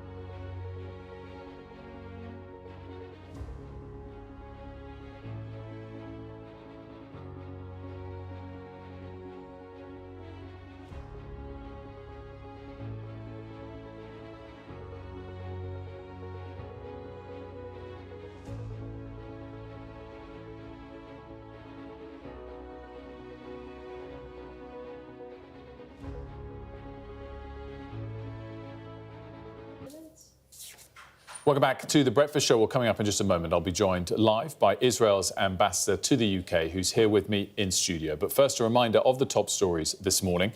US President Donald Trump has suggested in a social media post that he wants to see regime change in Iran. It follows US strikes on the country's nuclear program, which Trump claimed hit the bullseye. Defense Minister Luke Pollard told this program he wanted to see a diplomatic solution to the conflict.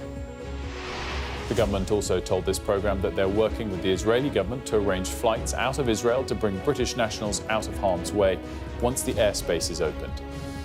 There's also fears about rising oil prices after Iran's parliament voted to shut the Strait of Hormuz, a major shipping route.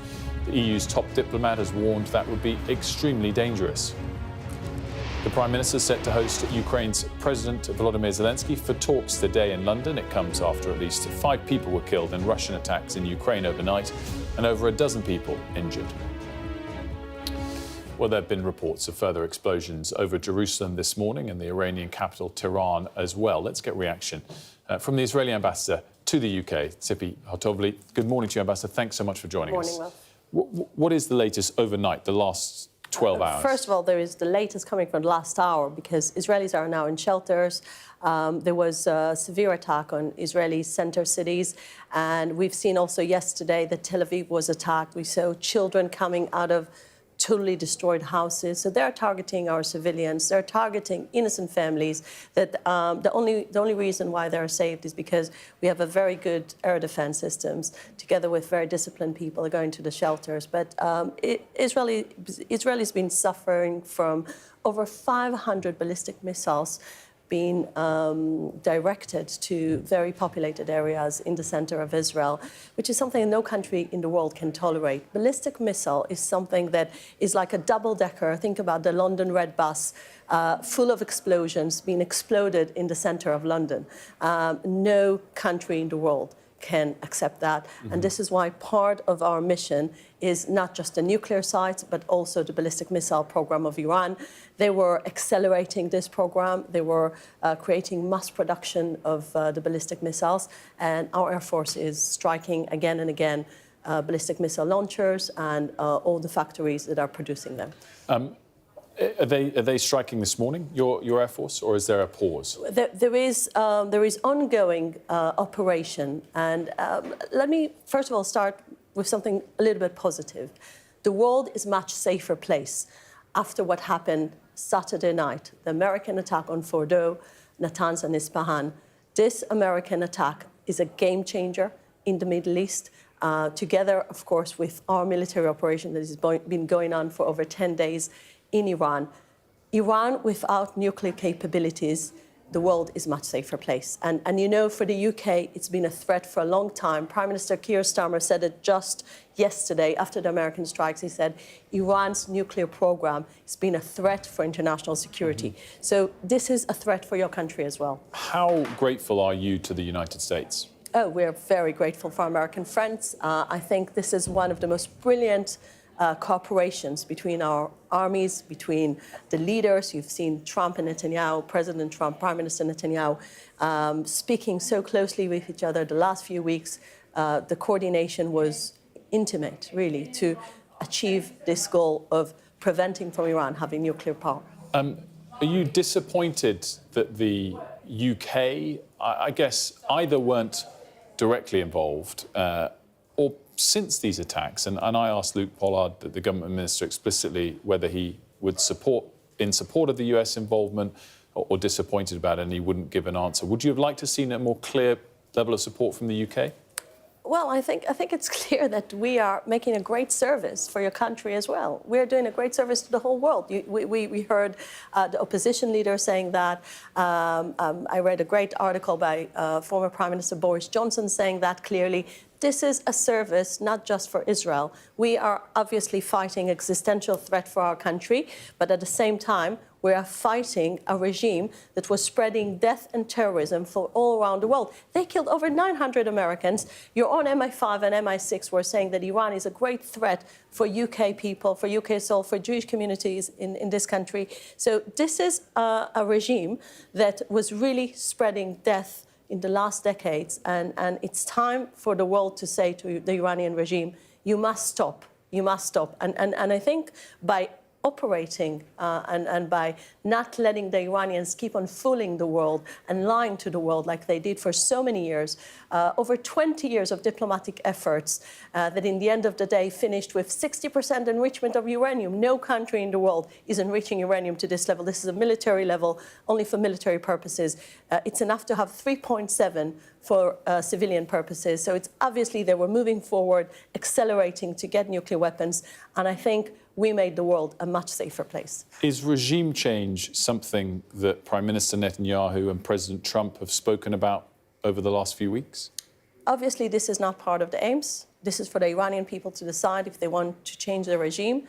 But clearly that those type of things, like the ambition to have nuclear weapons, is weakening the regime very much. And again, we're not targeting the regime. We are targeting the nuclear capabilities, the ballistic missile capabilities.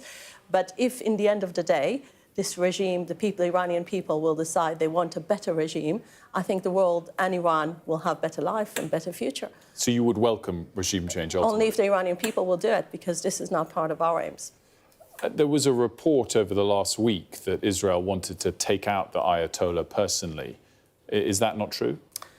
We didn't try, and it's quite obvious to me that the IRGC in general, they're all under the way we see it, prescribed by the Americans, and this is a terror organization. They're operating the way terror organization is operating. So they're all part of this very, very dangerous regime, and we're not targeting at the moment the leader, but we are clearly saying that in the end of this operation, Iran won't have capabilities to hurt Israel, to destroy Israel.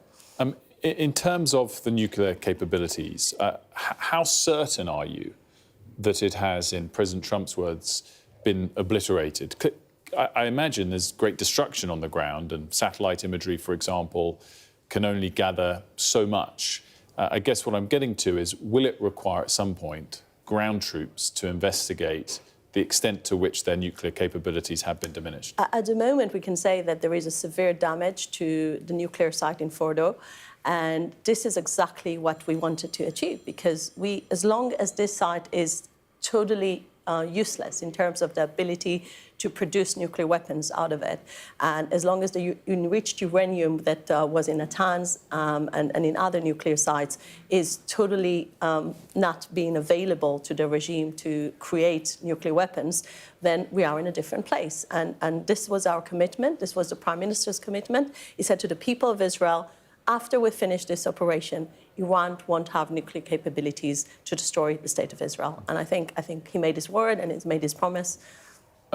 How under threat, I know we touched on this at the top, how under threat do you think Israel is right now from an Iranian response? Or does the last 9 or so days give you confidence that Israel, with its allies, has the ability to resist the vast majority of Iranian capability? Well, first of all, it's up to the Iranians how much they want to continue and to create a bigger problem, because so far we have a very clear plan about what we want to achieve, and we're going by the plan. Every day we're achieving more to reduce the capabilities of the regime to hurt us. And from our point of view, once we finish the aims are being achieved, we will finish the airstrikes, because this is a very limited operation, something very existential for us. And it's up to the Iranian regime. Now, they've been firing on our people for the last 10 days, and it didn't start in the last 10 days. Last April, they were firing 300 ballistic missiles and UAVs also on the Israeli people. So this is going on for a long time, and I believe that it's time for the Iranian regime to decide if they want to keep on escalation and keep on firing, then of course we will operate to prevent for them to do that. Do you think British assets in the region, or indeed British citizens in Israel, are under threat? I believe they're not, and we didn't ask any help from the British government, and we're not expecting to any involvement of the British government in this. We're very grateful to American friends, and this is an Israeli operation that, being supported by the American president. And I think the reason they were operating is because it was a direct threat to America as well. For 40 years, the regime is calling death to America, death to Israel, and we're stopping this regime to do what it was planning to do. I wanted to move on, Ambassador, and talk about the situation in Gaza. Sky News recently released a documentary, Gaza Doctors. Did you catch that documentary? No, I didn't. And see it? I haven't. It's a very powerful piece, and if you have time, I'd highly recommend it. But it followed 2 doctors over a number of weeks in Gaza, Dr. Tom Patoka and Dr. Victoria Rose, and they documented extensively what they were witnessing. And as I said, it's very powerful, but it was very revealing. And I would say the central claim in the documentary from 2 people on the ground there was that there is an unacceptable number of children being hit by your government's attempts to hit Hamas. What is your response to that? Well, a war is a horrible thing, but we didn't choose this war. At the 6th of October, there was a complete ceasefire. We let the Palestinians live their life peacefully. It was Hamas' decision to attack our cities, our children, to rape our women, to kill and butcher innocent children in their bed. People mustn't forget how this war started. This war started from the 7th of October, from Hamas' brutal attack on Israelis. And all we're trying to achieve, we never target civilians whatsoever, not elderly, not children, we never target them. And the reason why people get hurt in this war is because Hamas built this horrific infrastructure that putting his people as human shields, as you know, everyone knows that. And I'm at this point saying the war in Iran, when it ends, it will create a better conditions for ceasefire with Gaza. And hopefully, after Hamas will be removed, the people of Gaza will have a better future, because as long as Hamas controlling Gaza, no better future will be either to Israelis or to Palestinians in Gaza. So this horrible thing that is happening, and war is a horrible thing, is because Hamas committed the worst war crimes on the Israeli people on the 7th of October. People mustn't forget that. And all we're trying to achieve is that Gaza won't be a threat to the Israeli people. And my sympathy to any loss of life, any loss of life. We are not there to kill anyone rather than the terrorists. But in the end of the day, it's Hamas that is creating this horrible architecture of children and people as human shields. I think there's no doubt about that, and I'm not questioning that. But I guess, you know, it is a war crime to attack a hospital. No, when the hospital is a base for military use, according to the international law, this is a legitimate military target. And this is what we've seen. The European hospital was a place where Sinwar was hiding behind it. As you know, Sinwar was killed and assassinated by our troops when he was hiding in a hospital. Al Shifa Hospital was the main headquarters of Hamas. So you know they were using hospitals as military facilities. And that might well be the case. And I was going to sort of broaden out the question, but I guess you move me on to the next point, which is the question of proportionality. And I guess my question to you is, how many children is it legitimate and proportionate to kill patients, in a hospital to get one Hamas scalp? Wilfred, can I just give you the infrastructure of the international law? Because obviously you're not asking a question based on the international law is asking only one thing.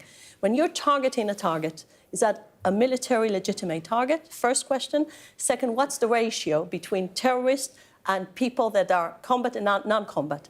And that's the international and Israel's rate is 1-to-1. And even one of your best military historians, Professor Andrew Roberts, was saying, and there are, by the way, there are plenty. We have the Andrew Fox, the military report. We had Professor Andrew Roberts saying that. They're saying clearly Israel's ratio is way much better than normal ratio of Western armies fighting, including British army, that is 1-to-5, when we are doing 1-to-1.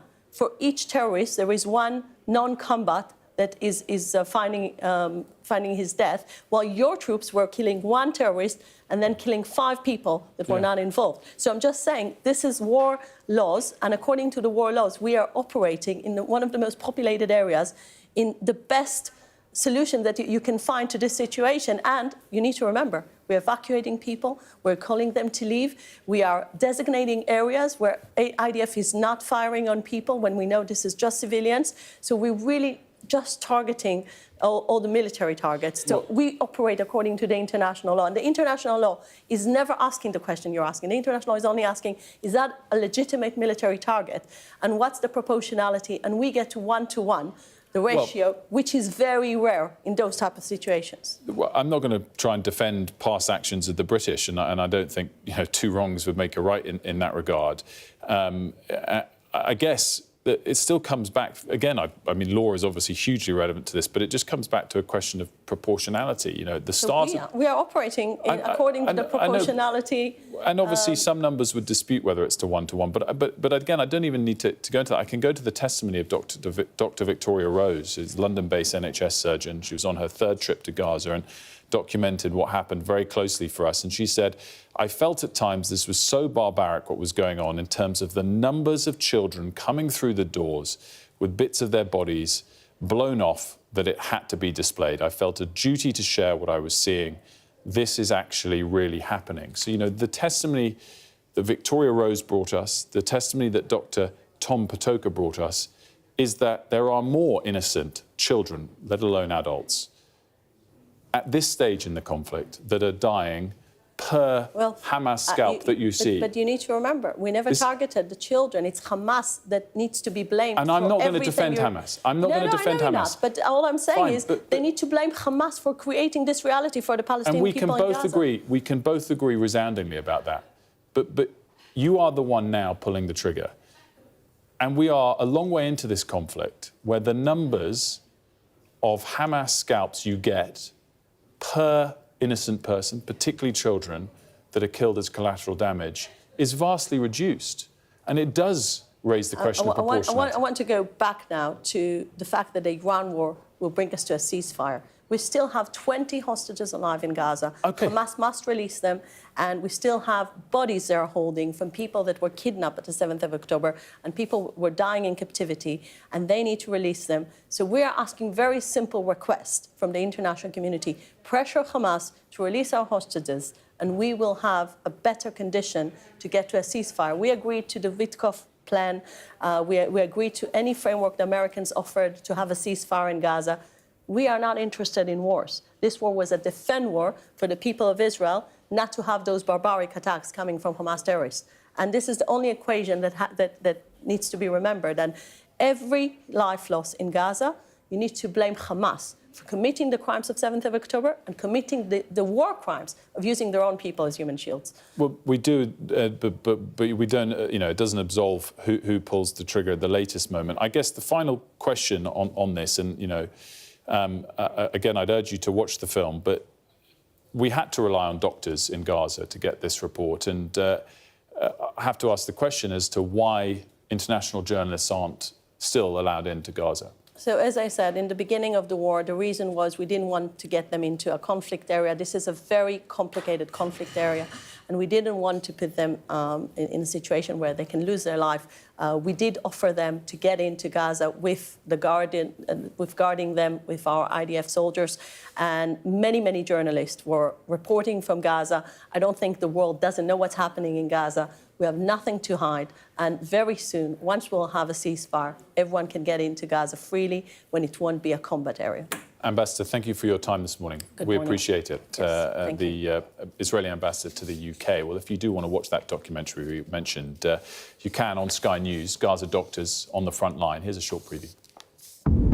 Gaza is a sliver of land where hospitals have become frontline targets.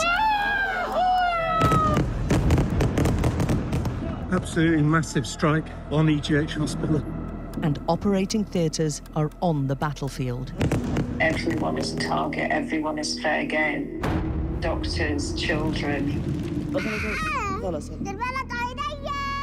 In this film, 2 British surgeons recorded their first-hand experiences over a 3-week period. The emaciated bodies lying on the operating table. Dr. Tom Potokar, a burns and reconstructive specialist. This was so barbaric. And Dr. Victoria Rose, a plastic surgeon, are both driven by one motive. This is the little 10-year-old boy whose ankle got blown off. Saving lives. What they witnessed demands to be shown. And she's had a liver injury, so shrapnel here. It's the total inhumanity and the cruelty. It's absolute carnage here. This guy's been brought in for malnutrition.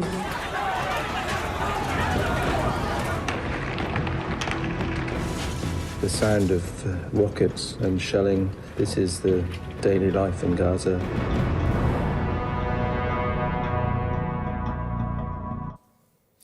You can watch that documentary about British doctors on the front line of the war in Gaza on the Sky News website. It's available now. We'll take a quick break here on Sky News Breakfast. We'll be back with all of the day's top stories shortly.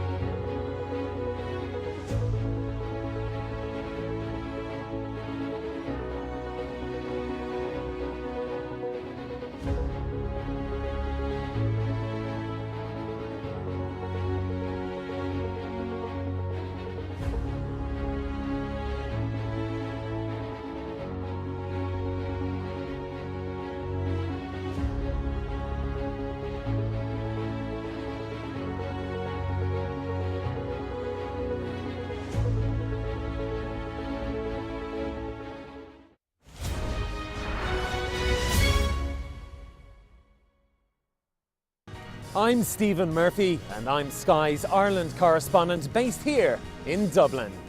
The waters of Ireland and Britain should be home to great white sharks. If there are great white sharks in this area, there's no reason they wouldn't come here to feed. It's basically a buffet on a beach. This could be not only a record-breaking storm, but potentially the most dangerous storm ever to hit Ireland.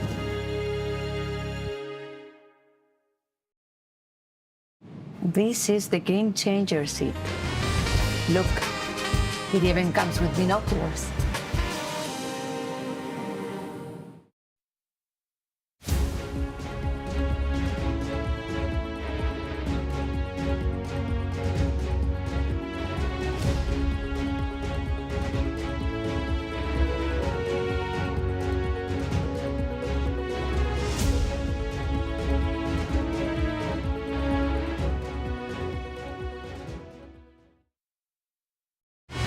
Fly Emirates, fly better.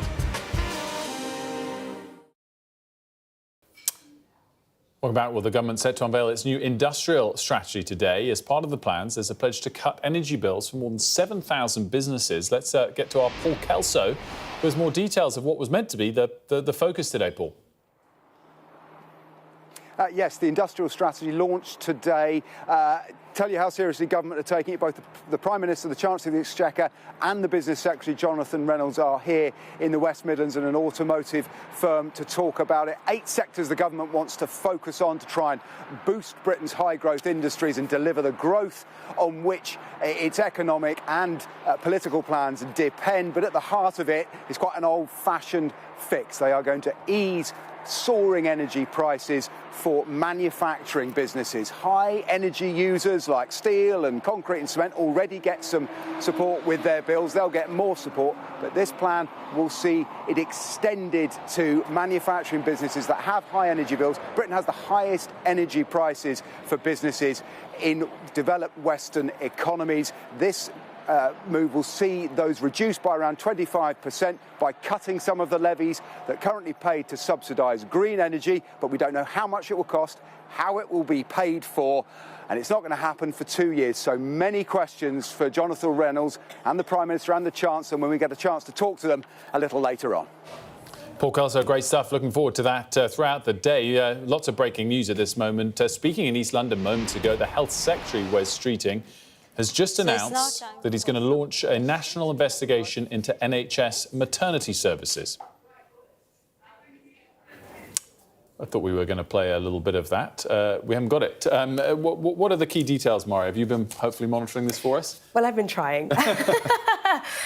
So all I know so far, because I was trying to watch it as you were on air. So there's going to be a rapid national investigation into maternity services here in the UK.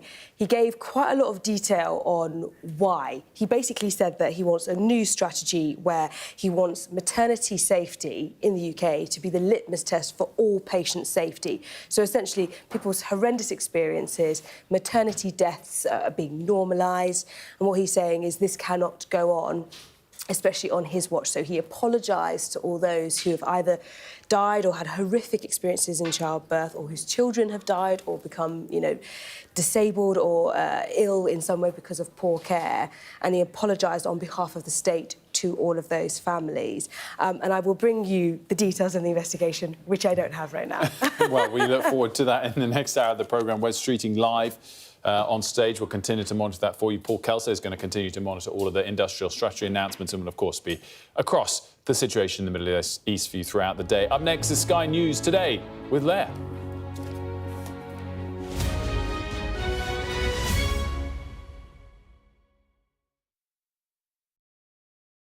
We're rolling.